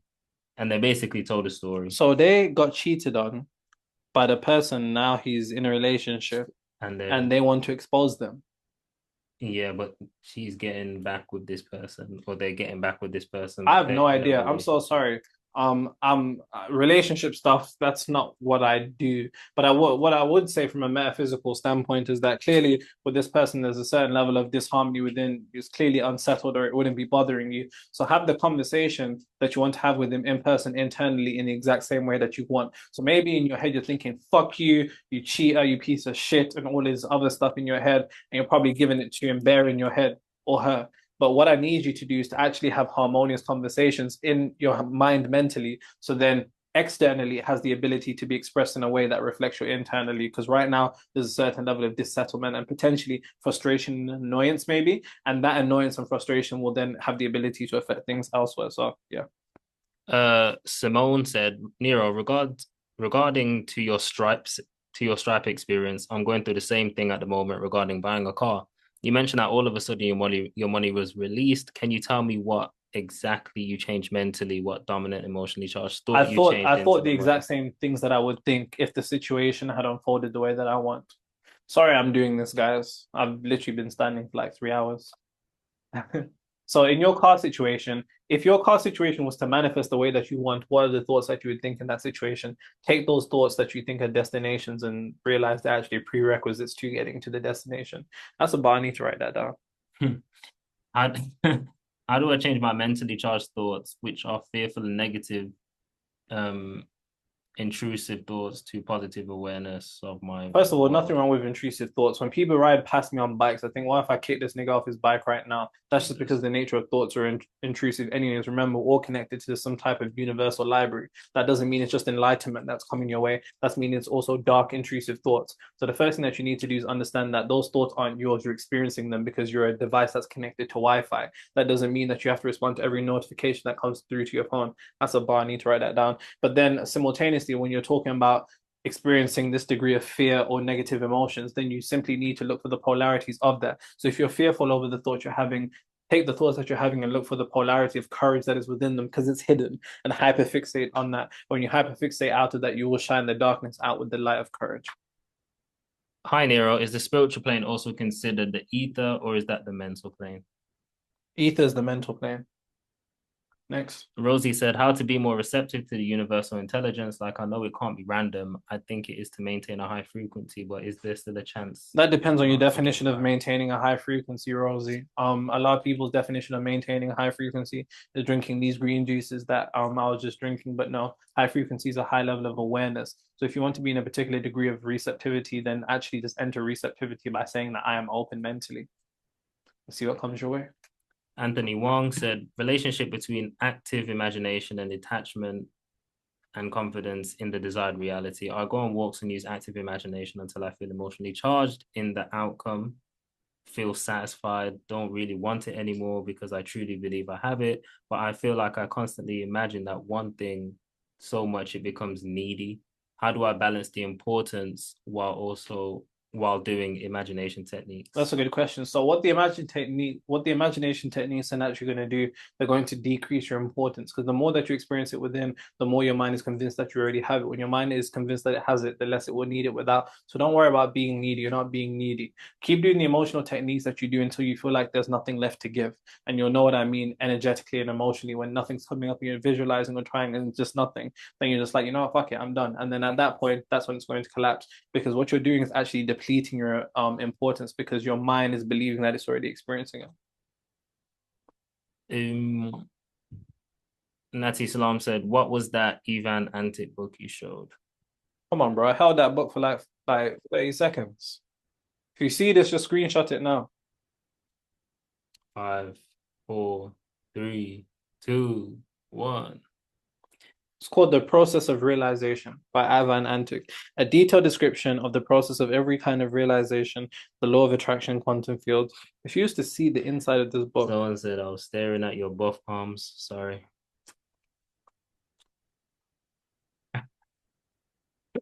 I've got bare annotations. I don't know if the camera focus, but Yeah, it's literally underlined. I've even got drawing. I really pick up. Look at that drawing. I literally pick apart books. AJ, look at this. that's I crazy. literally pick apart books when I read them. Sarah Bone, I can't pronounce that last name. Sarah said, I never believed in God slash my own divinity. Trying to develop faith in that now. You are helping, but how to have faith? So, well, it depends on your definition of faith, which I'm going to get into in this next segment. So your question will be answered. David said, can you give us book recommendations from one to the last to understand better everything? No, I'm not going to give you hella book recommendations. I'll give you the core ones that are important. I would say there's 20 books that I just reread over and over again, but I'll give you a couple because you don't need all of them. I'll give you the most crucial ones, just like that Ivan Antic one. Cynthia said, "Is letting go and letting God the same as not wanting something or assuming that what you No, want no, you no, no, no, already no, no, have?" no, no. That's not the same at all. Letting go is you understanding that you can't do anything more than what you can do physically, and then allowing the preconceived mental equivalent that you've entered to then be taken by the infinite intelligence or God and letting them do it. It's getting yourself out the way. She also said, "When I try to let Which go." actually, sorry to cut you off, AJ, which actually happens when you're trying for something really, really bad and you just get to the point where you're frustrated, you're like, you know what, fuck it, I don't give a fuck anymore, I give up. And then all of a sudden, it kind of unfolds. And that's what we're describing here. She also said, "When I try to let go, I get in the mindset of telling the universe I no longer care nor want the thing that I No, no, want." no, no. It's not about not caring. It's about saying it's done. It's done by something greater than me. As Jesus said, I and the Father are one, but he is greater than I. Kevin said, "What is the difference between the infinite in the spiritual plane and the infinite in the mental plane, or No is it the different, no same?" difference at all. It's the same. Vanessa said, "How do I acquire me the six-figure? Huh? How do I acquire me have six-figure business starting from now, since I free myself from mental slavery?"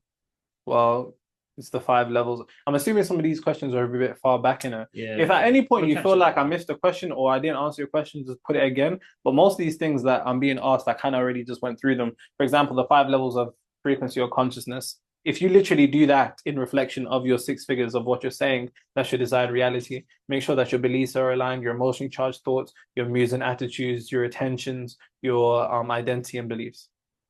Uh, Andrea said, "Hey Nero, based on the correct order, is the mental plane the highest level of consciousness, or is it the spiritual plane?" I don't want to say it's the highest, and that's not nothing for you to worry about. I understand if you want to understand it intellectually, but in when it comes to I just want to say when it comes to manifestation, it doesn't affect it.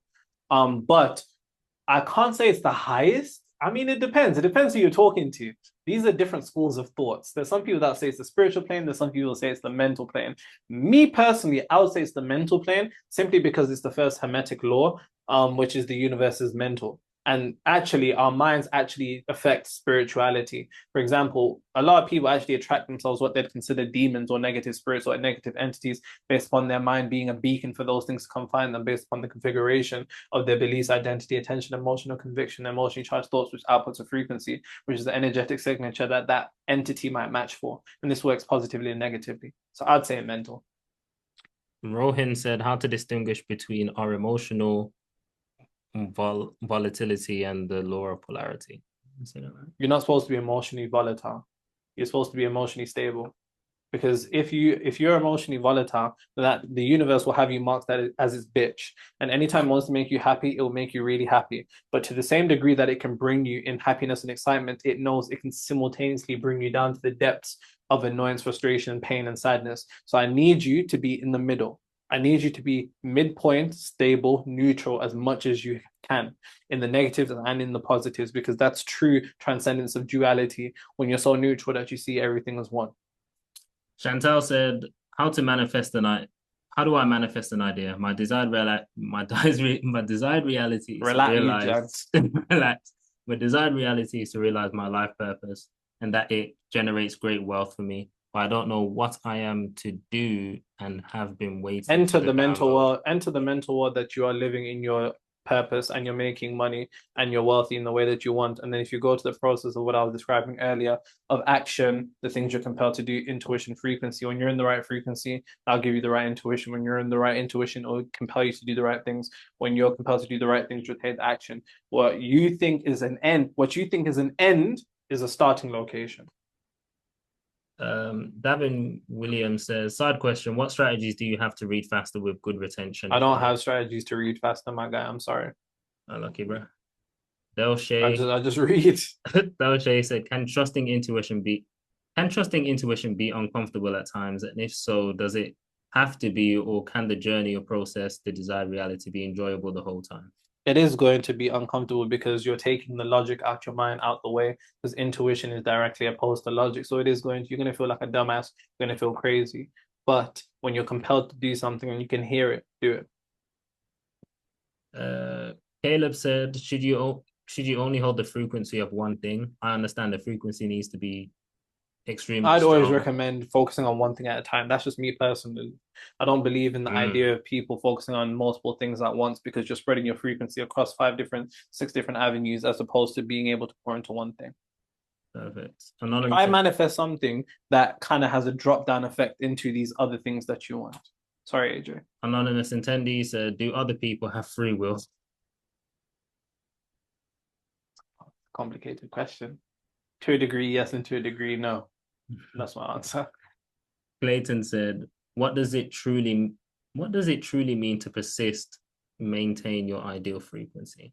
It means to understand and detach yourself from eyesight and step by mind sight. So your eyes, you may be shown something in reality that may scare you, or something that is opposite to the desired reality that you want to enter, or something that is non-conducive to the reality that you want to enter, something that you don't like. That is what you may experience in physical around you as an it's an experience. But to persist means that you hold your desired reality and do what I said earlier, which is to respond instead of react. And instead of allowing the external to alter the internal, you go from the internal to alter the external. This thing is on, isn't it? Yeah. This person said, how do you achieve that definition of manifestation such that without seeing reality change or not type of thing? You internally experience your desired reality vividly and emotionally, as somebody asked earlier when he was talking about when he's walking and doing so on and so forth. You use these techniques to create emotional conviction in your desired reality, and that emotional energy is exactly that. Well, is exactly that. Once you continuously experience again and again and again and again, you're no longer going to need to see reality change because you felt everything you would feel upon it manifesting internally already. Vanessa said, I want to be the number one concierge service in London. How can I tap in more? Just do everything that I'm telling you to do in this masterclass. But remember, that is your goal. Your goal actually is your starting location. And then you'll be led to take certain degrees of action that will be reflective of things that will get you into that desired reality. David just said in the chat, there are 5 books Nero recommends in his site. Kabbalion, Parallel Universe, 3 Magic Words, The Magician Way. Oh, there you go. Neville Goddard, Complete. There you go. I literally have a website full of like articles, nearly 100 articles in depth surrounding manifestation. Literally neroknowledge.com. Serious.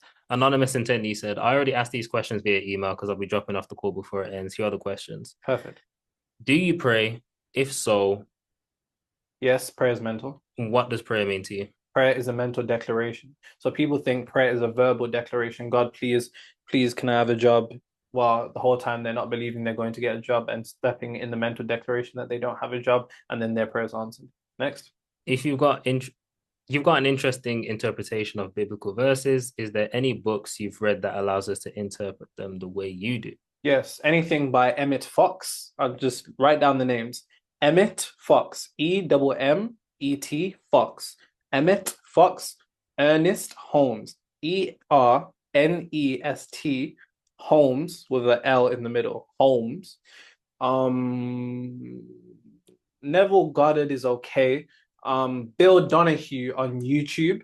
Bill Donahue on YouTube. Reverend Ike on YouTube, and William Walker Atkinson, who's wrote a book called Esoteric Christianity or Mystic Christianity or something along those lines. We actually need to like pick up because I don't want this Zoom to end. If you set a time for a Zoom to end, does it end at that time? Mine doesn't. Are you sure? Well, mine doesn't. Well, mine's just a Zoom though. Because I said it for 3 hours. I don't know. I don't know what you've said this as, bro. I don't know. Okay, we'll come back to the questions. I'm not trying to be talking and then it cuts. You know what I'm saying? I want to make sure I get through all the material and then go through the questions after. But somebody asked earlier, how do I activate in spiritual plane? There's 3 important words that you need to understand when it comes to manifestation. That is conviction,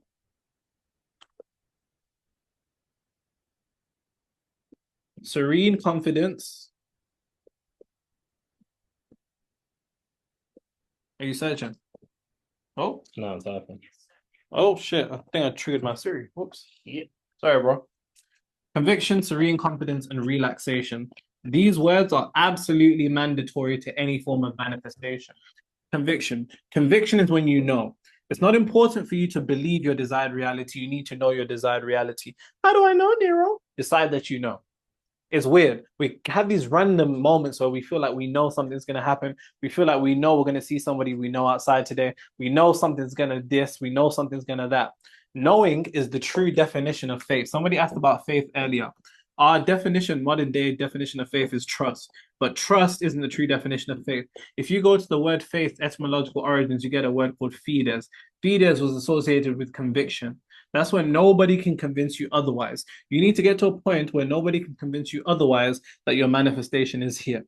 How do I do that, Nero? You need to build serene confidence. How do I build serene confidence, Nero? I'll tell you how. Confidence is built via self-trust. The issue is confidence is one of those words in manifestation that you can't ignore. If you don't have confidence in your ability to manifest, what's wrong? Someone just said, please adjust the time. Please address the time. Adjust the time. I'll see if we can because I just don't want this to end. I don't mind it going beyond because obviously there's lots of questions, but I don't know if Zoom, the setting, is going to, you know what I'm saying? But anyways, the way that you build self-trust is very simple. Doing what you know you need to do. So if you know that you got shown your to-do list to do, if you know that you got to go to the gym X amount of times, if you know that you got to eat this food and not eat this food, if you know that you don't like drinking or smoking, then don't do it. If you know you have to do this, then do it. If you know you don't have to do that, then don't do it. And I say that because self-trust is a currency that is converted into confidence. Confidence is then built up and stored, and then you have the ability to gain a certain level of conviction. Conviction seems random, but it's not. It's built upon self-trust, which is built upon confidence, which is then turning into conviction. Serenity.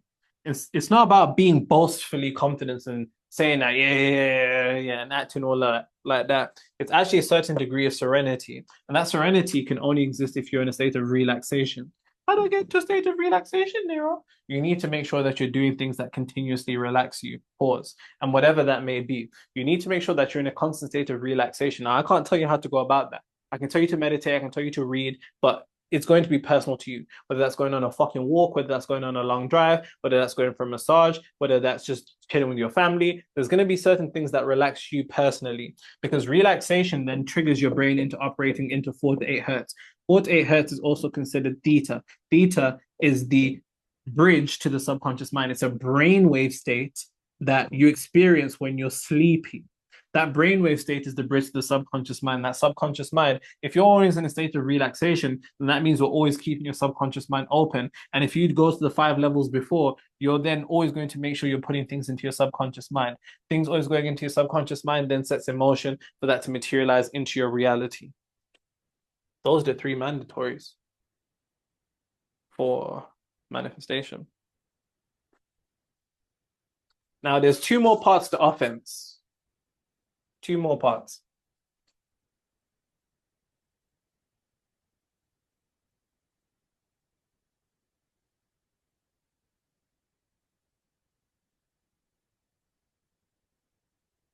Shoot a question at me while I'm wiping the board.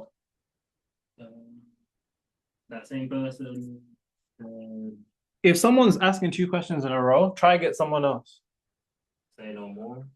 Someone say, can I change my desired reality if I visualize and emotionally change my thoughts every night before going to sleep, or do you recommend silence? Recommend silence in your mind instead. Is your mic on, by the way, AJ? It's funny, they all said in the chat, yeah, read your... Read the question again? Yeah. Can you guys hear me and can you hear AJ?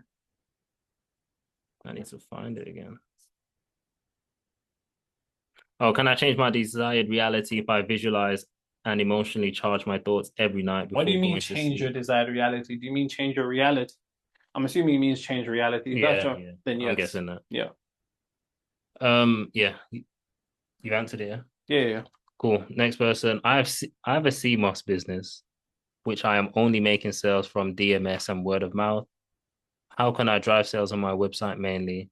How can I instead of thinking what do I need to do to get more sales, ask yourself who do I need to be who would deserve more sales? And what I mean by that, I mean that from a point of vibration. Who do I need to be for the universe to interpret me as somebody who's already got a lot of sales? Then do everything after. Remember, correct arrangement on the mental plane first, then the spiritual, then the physical. Right now, you're making the mistake that everybody makes, which is prioritizing the physical first and thinking, what more do I need to do to get more sales in my business? Do I need to go on a website? Do I need to chat to more people, do more marketing? No, that's a mistake. You need to arrange yourself as somebody who's already having sales first, and then allow the intuition and the compellings to then get you to do the correct action that will lead you to more sales. You mentioned spiritual, mental, and physical alignment. I understand the physical actions and the mental actions, such as mastering your emotions and meditating. But what are some spiritual actions? Are fasting and meditating spiritual, mental, or both? Both. You mentioned making thoughts emotionally charged. Is there a technique to achieve this? Ask yourself, how would I feel if this thought was a reality? And then you'll describe it. You'll say, how would this thought feel if I was making X amount of money? Wow, I feel free. I feel calm. I feel relaxed. Those are the three emotions that you've now stated that you're going to feel. Then allow yourself to feel them internally. And if you're struggling, then think back to a memory where you experienced those emotions, where you felt amazing, and certain emotions, whether it's a childhood memory where you felt free, whether you felt calm, whether you felt blessed, whether you felt loved, and then take that emotion and quickly switch to your desired reality. That's what I call stealing emotion from one memory and putting it into another. You want more? Yeah. If the physical plane is frozen imagination, then does trying to change your frequency in this moment in time matter for now or the future? Because yes, because reality is always being created from your consciousness. So what you're seeing around you is a delayed creation. You need to start now. So by the time the delay comes in, things will begin to change. Next.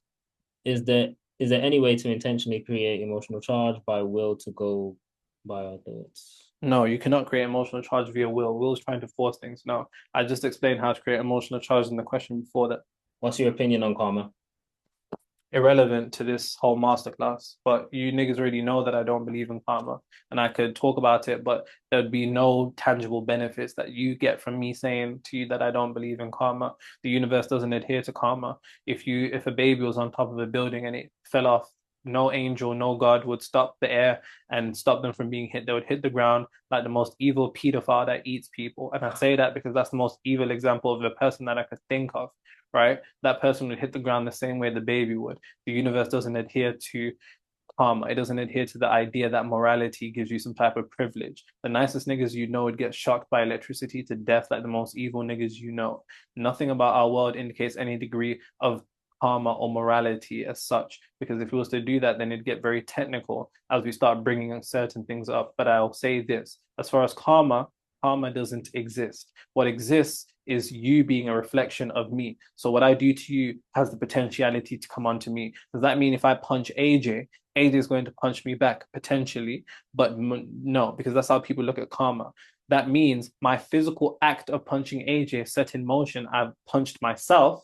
So now I can experience anything that's within the frequency of that. But it also is largely dependent upon the belief of karma in of itself, because your mind is the highest order of priority in the universe. Next. Can I cure ADHD using the Akashic record or? I have no idea. I'm just going to be honest with you. I have no idea. I have no idea. David said, I remember when I made the most money in my life by really physically hard work.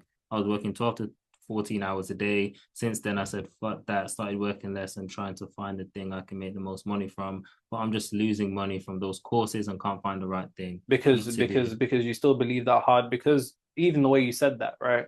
You still have this belief that hard work is what produces money. And so long as you have that belief, you're going to have to work hard to make money. I need you to switch that belief to an idea that reflects what it is that you want right now. So I don't have to work that hard and I can still make money. Start with that belief. Remember, the end is the beginning. Next. The issue is, how do we get into the frequency of our desire? Do you mind giving a step-by-step example? I already did that with the 5 levels of energy. Next. You sort of explained revision by Neville Goddard there. Can you elaborate more on that? Which part? I have no idea. That's what they said. Reiterate, please. Sorry. Someone else said, I'm assuming the trauma part. There's not really much more to emphasize because you practically understand it.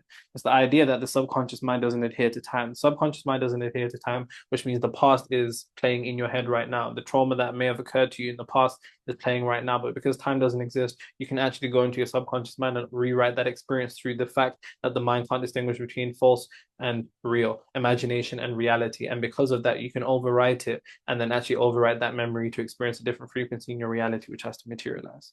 Next. What are your thoughts on revision/detachment? How far back can you revise? You can go back as far as you want. Next. And I just gave my opinion in the question before.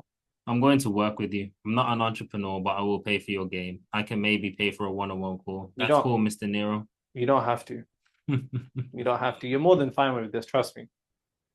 Someone said, all right, this is a deep question, but fuck it. I recently got herpes and initially fucked me up, but I'm now good mentally and I believe that this has made me mentally stronger. However, this doesn't only concern me. I have to disclose this to future partners, which may lead to rejection.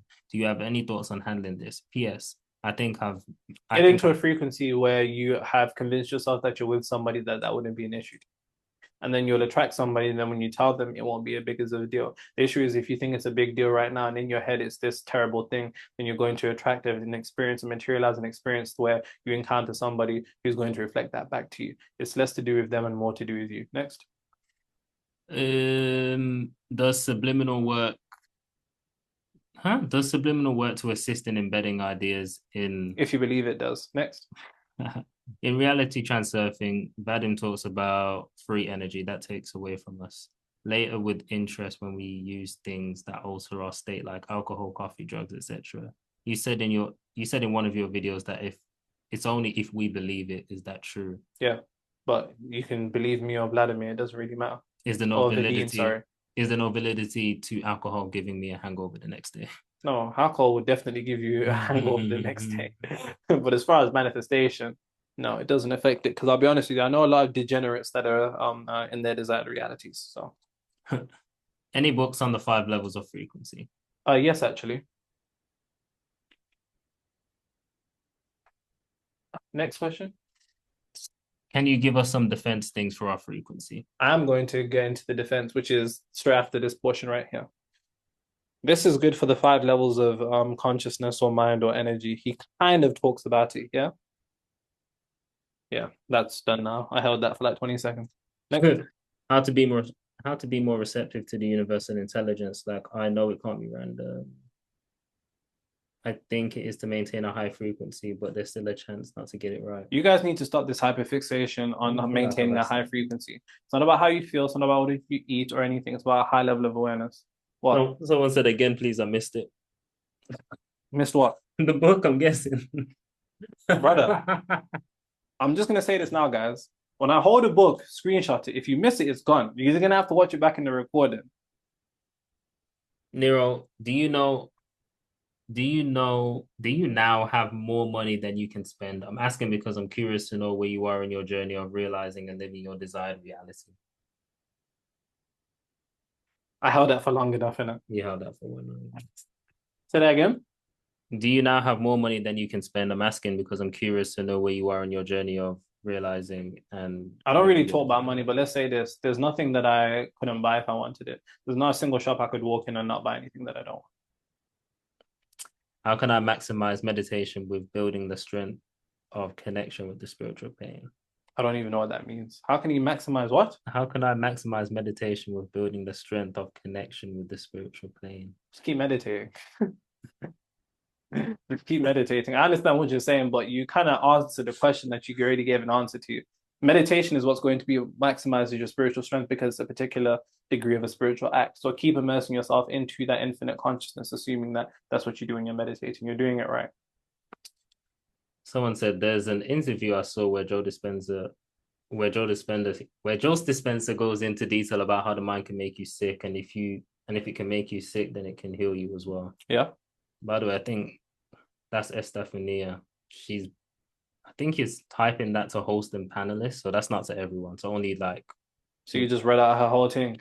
So only we can see that. I don't know if she wants that to be. You just read out her whole life, yeah. You're just putting people's private information on blast. That's not private. Government name and all. That's the name she got on there. Let me drop this segment first here. There's a magic E of the universe, and I've never spoke about this. I spoke about the magic M, but the magic E of the universe, AJ might turn this into a video. I've never heard you speak about this. Of course. The magic E of the universe that you have to understand is expectation. Because a large part of your frequency, and I missed this in the characteristics, you can just add it, right? It's not a key component, but it's foundational. Your expectation, and this actually comes from a book. So let me give you this book, and you're not going to believe what type of book I'm recommending. You're probably going to be like, what? Ah, no, no, no, no, no, no, no, no, no, no, no, no. Where is it? Where is it? Where is it? Where is it? Where is it? No, no, no, no, no, no, no, no, no, no. Did I borrow it to somebody? Ah, no, perfect. I was gonna say I didn't borrow that book to anybody. This book is called The Wizard Within by Krasner. Don't you niggas ask me hold up the book again after I hold it up. Krasner, The Wizard Within. Still in plastic. It's a condition. Jeez. That's been long enough, isn't it? Yeah. So look, that's the book. It's signed as well. Anyways, Krasner is a hypnotist. He's one of the world's first hypnotists. Hypnotism is very real because all hypnotism is getting your brain into an altered state of consciousness. All hypnotism is getting your mind, your brain into the state of consciousness of theta, the bridge to the subconscious. And part of what he says is part of hypnosis is expectation, because our expectation comes with what we were speaking about prior, which is knowing. When you expect something, you know it's going to happen. You flip on a light switch, you expect it to turn on. You know it. That's the same degree that you need to have for your manifestation, because expectation also ties in with something that's very important, what you find normal. The issue is you find your current reality normal and your desired reality is abnormal. But you actually need to normalize your desired reality in order for it to then be something that you expect. And I'll give you an example. You know, when I used to work with the women, for example, who wanted to manifest partners, I'd say, you expect your partner to cheat on you. And they'd be like, no, I don't. No, I don't. And I'd be like, okay, but if you got with a guy and he started being trash and he cheated on you, would you be shocked? And they'd be like, no. The things that you find normal and the things that you expect unconsciously. The reality that you're in right now, it's probably an unwanted condition of reality. So let's say broke nigga shit. We expect problems. When you're in the ghetto, you expect problems. You expect the debt collector to knock in the morning. You expect a bill to come through that you couldn't. And what you actually do without realizing is normalizing an unwanted condition of reality. Because the magic end of the universe is expectation. And you need to cultivate expectation for your desired reality already existing. But you're going to have to cross something that's very important. This is a bridge. That's a pretty good bridge in it. What? If you can't draw to save your life, bro. Desired reality is over here, and you are here. In order for you to get to your desired reality, you need to cross a bridge. And that bridge is disappointment. There's been moments in the past where you expected things to happen and it didn't work. And each and every single time, you're essentially saying, fuck, why do I keep doing this? Why do I keep doing this? You expected things to go a certain way that it didn't. And because of that, you actually disappoint yourself. And there's a certain level of disappointment that is in your mind when it comes to trying to expect something to be any other way. You expect it to be better, it doesn't work. But I need you to cross that bridge of disappointment and be willing to put yourself in a degree where you're disappointing yourself again. That's you walking. I don't know why it looks like that. Jesus. I'm not an artist, man. I'm not an artist. But you need to be willing to have your heart disappointed again to get to your desired reality, because expectation is knowing. Knowing is plus normalization. You need to normalize your desired reality in a way that you don't see it no longer as something that's on a pedestal, but you see it as something that is normal, and you even begin to take it for granted through expectation. And there's a story in the Bible where, what prophet was it? Elijah. The prophet Elijah was advising for a king. The king was like, yo, go chat to your God, make sure everything's good for this war. So then the issue was there was a drought at the time, and the horses, the animals couldn't be fed, and the soldiers couldn't be fed. So God, as Elijah went and spoke to God, God said, listen, you're in the desert, there's a drought, but I want you to dig holes as if it's going to rain. I said, what? Dig holes as if it's going to rain. Isaiah went and told them, said, dig holes. They expected rain, even though there was nothing inside that could have particularly indicated it was going to rain.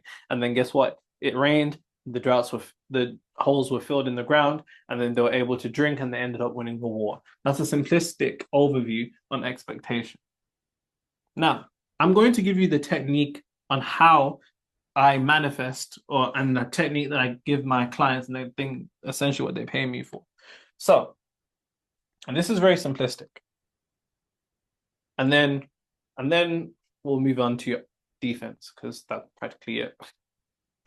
Cool. So the technique, bear in mind, the technique doesn't matter. I'm just telling you what I do. I'm telling you what my clients pay me to do for them. That's this. So don't come at me talking about, oh, affirmations. What about affirmations? There is no secret technique. The only technique is the one that you decide is going to work because it's the energy that is activated within the technique, which is based upon your belief. People talk about placebo effects. Reality is a placebo. So what I say to them is obviously define your desired reality. Then kiss. Not kiss me, but keep it super simple. And what we're going to be keeping super simple is what we get them to visualize, because that's what I use. So I get them to visualize a short scene that is less than 5 seconds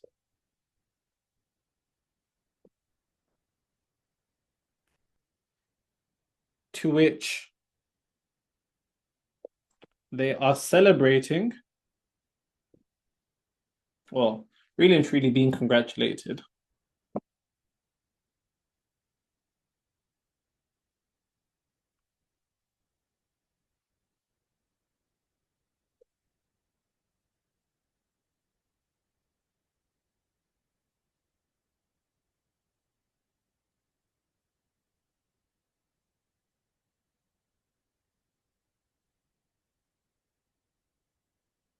Then repeat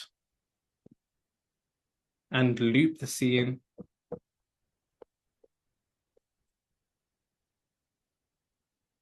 until you feel like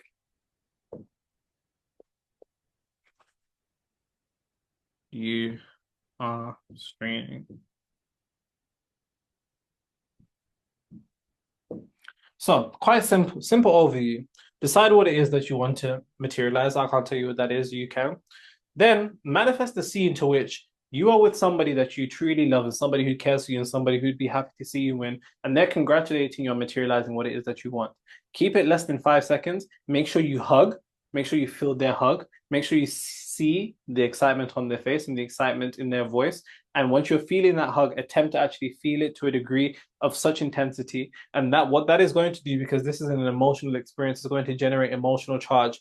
Then you loop this over and over again until you feel like you're beginning to strain yourself and have effort. It is literally that simple. There's nothing crazy to it. There's nothing crazy to it. Someone said their 5 second scene is thank you, Nero, for the baby oil. Whoever said that. Yo, that's hilarious.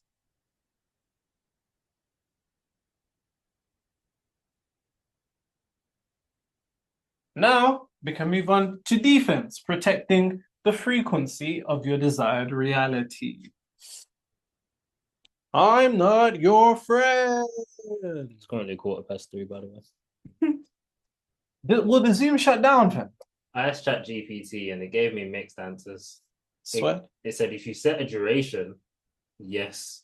But if you just set like a time that it ends, no. I was like, what's the difference? Literally, what's the difference? Hey, we'll see anyways. Ish.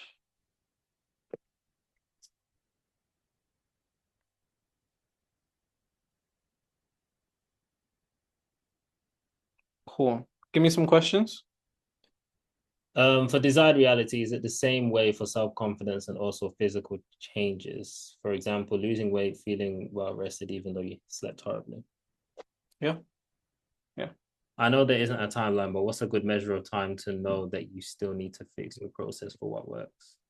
What do you mean? I don't understand that question. Ask that question again, sorry. What's a good measure of time to know that you still need to fix your process for what Yeah, works? I wasn't talking to you. I was saying he needs to ask that question. No, I was trying again. to understand. Or she, because I don't understand that. Do you think you can manifest multiple things at once? Also, will you be discussing EIYPO? What's that? EIYPO.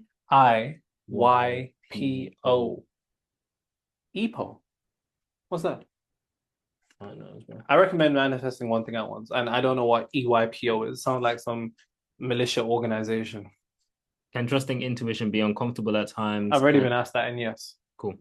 Hi, Nero. My friend suffers from mental illnesses, depression, anxiety. She gets upset when I try to offer her these schools of consciousness and request that I validate the way her mind works, even though I may not agree with it. I told her that this goes against my beliefs and I do not want to coddle madness. What is your take on this information, and how do we deal with loved ones with mental illness? Different frequencies. You're not dealing with people, you're dealing with frequencies. And when somebody's on a particular frequency, you can't take them out of it, which is actually something I'm going to be touching on here. So, Want another one?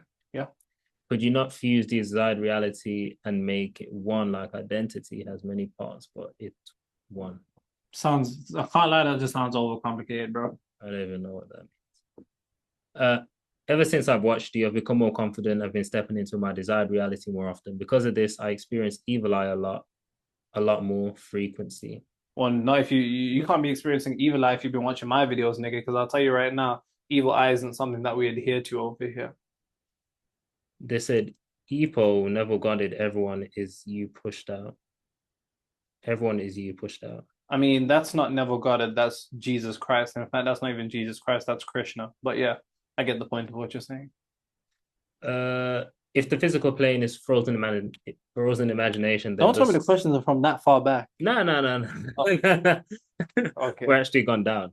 Then does trying to change your frequency in this moment in time matter for now or the future? Because how is the action of changing your state of vibration not an effect as well?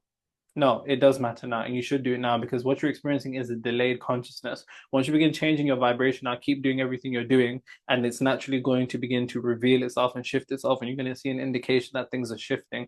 The same way that when you look at a car online, you start seeing it everywhere. When you start looking at shoes online, you start seeing it everywhere, etc., etc., etc.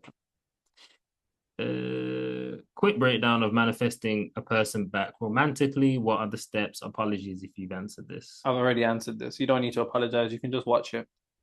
But it's literally no different from anything that I've just said. You should literally, everything that I'm giving you is a blueprint. You guys want specificities. Take the blueprint of what I'm giving you and extrapolate it to your own personal life.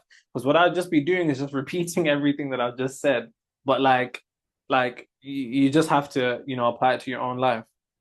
Do you believe that using the energy of plants can help amplify the energy upon achieving your desires? I don't know. I've never used plants to manifest. I hear that ancestors would do certain things on certain days. Whose ancestors? It depends what ancestors you're talking about. Because typically what often happens is a gross oversimplification of spirituality made by the spiritual community. I'll see white girls talking about ancestors while they're doing shamanic practices which come from native Indians who have different ancestors. I'll see certain Africans doing ancestral work for different ancestors from different countries. Like, there's no one ancestors. Like, I need you to understand that. Like, your ancestors are going to be very specific to your lineage, and the practices of them is going to be specific to you. My ancestors aren't like AJ's ancestors. You understand what I'm saying? Even though everybody likes to oversimplify it, but that's not the case. Thoughts about hypnosis? Very good. I just recommended a book on it. What do you think about psychedelics? Plus, have you tried them? Never done psychedelics. I'm too scared. Can you give me some books or articles on the theta state? Thanks, Nero Daddy. Yeah. Somebody's asked my opinion on hypnosis. My opinion on hypnosis is that it's very good, because hypnosis, quite simply, is altering your state of consciousness to reduce your brain waves to then access parts of your subconscious to alter your experience in reality right now. It's really good. And I've hypnotized one person before, my friend. I literally, hypnotized her. But there's 2 books. So there's The Art of Hypnosis. You best screenshot this book now and don't ask me. Say, oh, what was the book? Because I'm not gonna bring it back up. Because this, lifting up my arms like this, I don't even know. This is man tiring. There's that one. And then The Wizard Within. This is the father of hypnosis.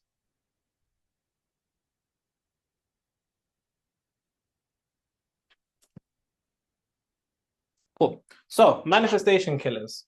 Now we're on the side of defense. You're going to have to be defending yourself from you, your old frequency, and those around you. Manifestation killers. The first one that your mind is going to gravitate towards is, how is this going to manifest? Quite simple.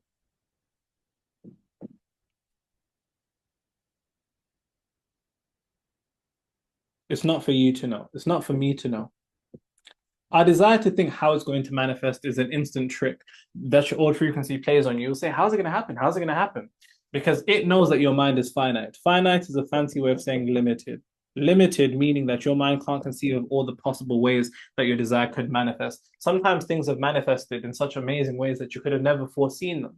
And because you couldn't foresee them, that means it's coming from the infinite. And the infinite is what you need to allow to be in the way. But so long as the infinite is trying to get to you. I mean, when you say how, like I said, you're attempting your old frequency, your logic, your mind is attempting to conceptualize the ways that it could unfold, but it is finite, which means it's limited, which means it can't. So that's a trick because then it's going to say how, and you're going to say, I don't know. And then when you say, I don't know, you start feeling self-doubt. You're like, oh, this shit, I don't know, I don't know, I don't know, I don't know. But that's the doubt, and that's how it gets in. But you have to understand and reiterate to yourself that it's not for me. It's not for me to know because that's not your job. It's the unlimited for it to know that. So that's just something that you can use to kind of mitigate it, which is actually a cult technique, a cult brainwashing technique called thought stopping, which is something that you can use to actually brainwash yourself with your desired reality. Yes, I've studied the psychology of cults. No, not because I wanted a cult. I actually don't want a cult. But next one is why. No, not why, sorry. When.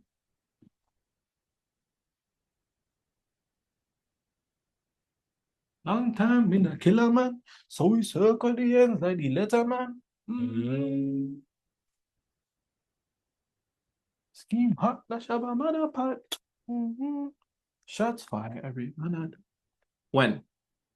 Your mind is going to say, when's it going to manifest? And this is an indication that you have not internally shifted. This is an indication that you have not internally shifted. You have not internally shifted. Because for you to say when is an indication that you haven't manifested, because manifestation is internally shifting to a degree to which you're no longer emotionally dependent upon seeing your reality change. When you're good with it and you're good without it. When you're good with it and you're good without it. But if you're saying when's it going to manifest, that's an indication that you aren't not good without it. And if you're not good without it, then that should be a warning sign for you to internally experience your desired reality more. Most of you guys don't have an issue. It's just that you haven't continuously internally experienced your desired reality to such a degree that the intensity that you feel then reduces how much you want it externally. Because remember this, the more you experience it internally, the less you're going to want it externally. And when you don't want it externally, you're not going to be saying when. But if you're saying when's it going to manifest, then that's an indication that you haven't truly shifted. That means you're still looking for reality to show you signs to make you feel good. That means you place too much reliance upon reality as opposed to yourself. The reliance and the importance needs to be projected towards within instead of without. So that's the indication of that. These are the two manifestation killers, the main ones. Everything else kind of falls within these. Hey, just shoot some questions at me. Do you recommend listen to the binary beat assist in getting into the state of relaxing to embed ideas? I don't know. If you believe that that will work for you, then it will. Quite simple. It's not about what I believe, it's about what you believe. Remember, this ain't about me, this is about you. Someone said, if something painful happens and I initially react emotionally in sadness, then by the next day my energy changes to faith. Is that still okay? Yeah, that's fine. That's fine. That's fine. There's no issue with being emotionally swayed. Don't listen to these spiritual niggas that make it seem as if you're sad once, you're fucked, and it's game over. No. It's not about you entering a state of negativity. That's the issue. The issue is the duration to how long you're in that negative energetic state before you elevate your awareness and you realize that you are in your desired reality, because that energy builds up. That build up gains momentum. That momentum then is what solidifies the frequency into a reality. Next. Could you give me some game you shared with GY Trades to take his trading game to the next level? GY, that's my guy, man. Well, you have to understand that typically with traders, there's a lot of unconscious fears. The reason why I was able to do with him, and he made 7 figures in 1 week, for those of you who don't know, if you search up GY Trades on Instagram, that's my client. I can't disclose the amount that he made, but it was 7 figures in 1 week, and he was used to doing that in like every 3 months, crypto trader. And one thing that I concluded with him was that there was this unconscious fear of success, which is what happens with a lot of people. A lot of you are actually afraid of success and you don't even realize it. Because let me ask you a question. Who and what would you lose if you gained what you want? That's a bar, write that down. Would you lose your friends? Would you lose your family? How would they treat you? How would they look at you? Would you be able to relate to them? Would you be able to experience the same things as them? Would you be alone? Would you be isolated? Would you be misunderstood? All of these things play an effect. So we had to rearrange that, and that was one of the things. But yeah, shoot more. There's a Russian guy that, huh? There was a Russian guy that nearly millions follow, telling you have to clean your house nearly every day, like wiping the floor, cleaning dishes, have order your closet, eating at home, and not restaurants, respecting your parents no matter what, and love them. Be a student to everyone in your life, every social thing. I like that. And then money's gonna follow to you, and all your problems gonna be solved. What do you think about that? No, I don't think that. I don't think that's what's going to solve your money problems. I think what's going to solve your money problems is solving your money problems. But everything else, it's a certain sense of humility, seeing everybody as your teacher. That's how I see everybody that I meet. So yeah. Nero, you mentioned the delay. What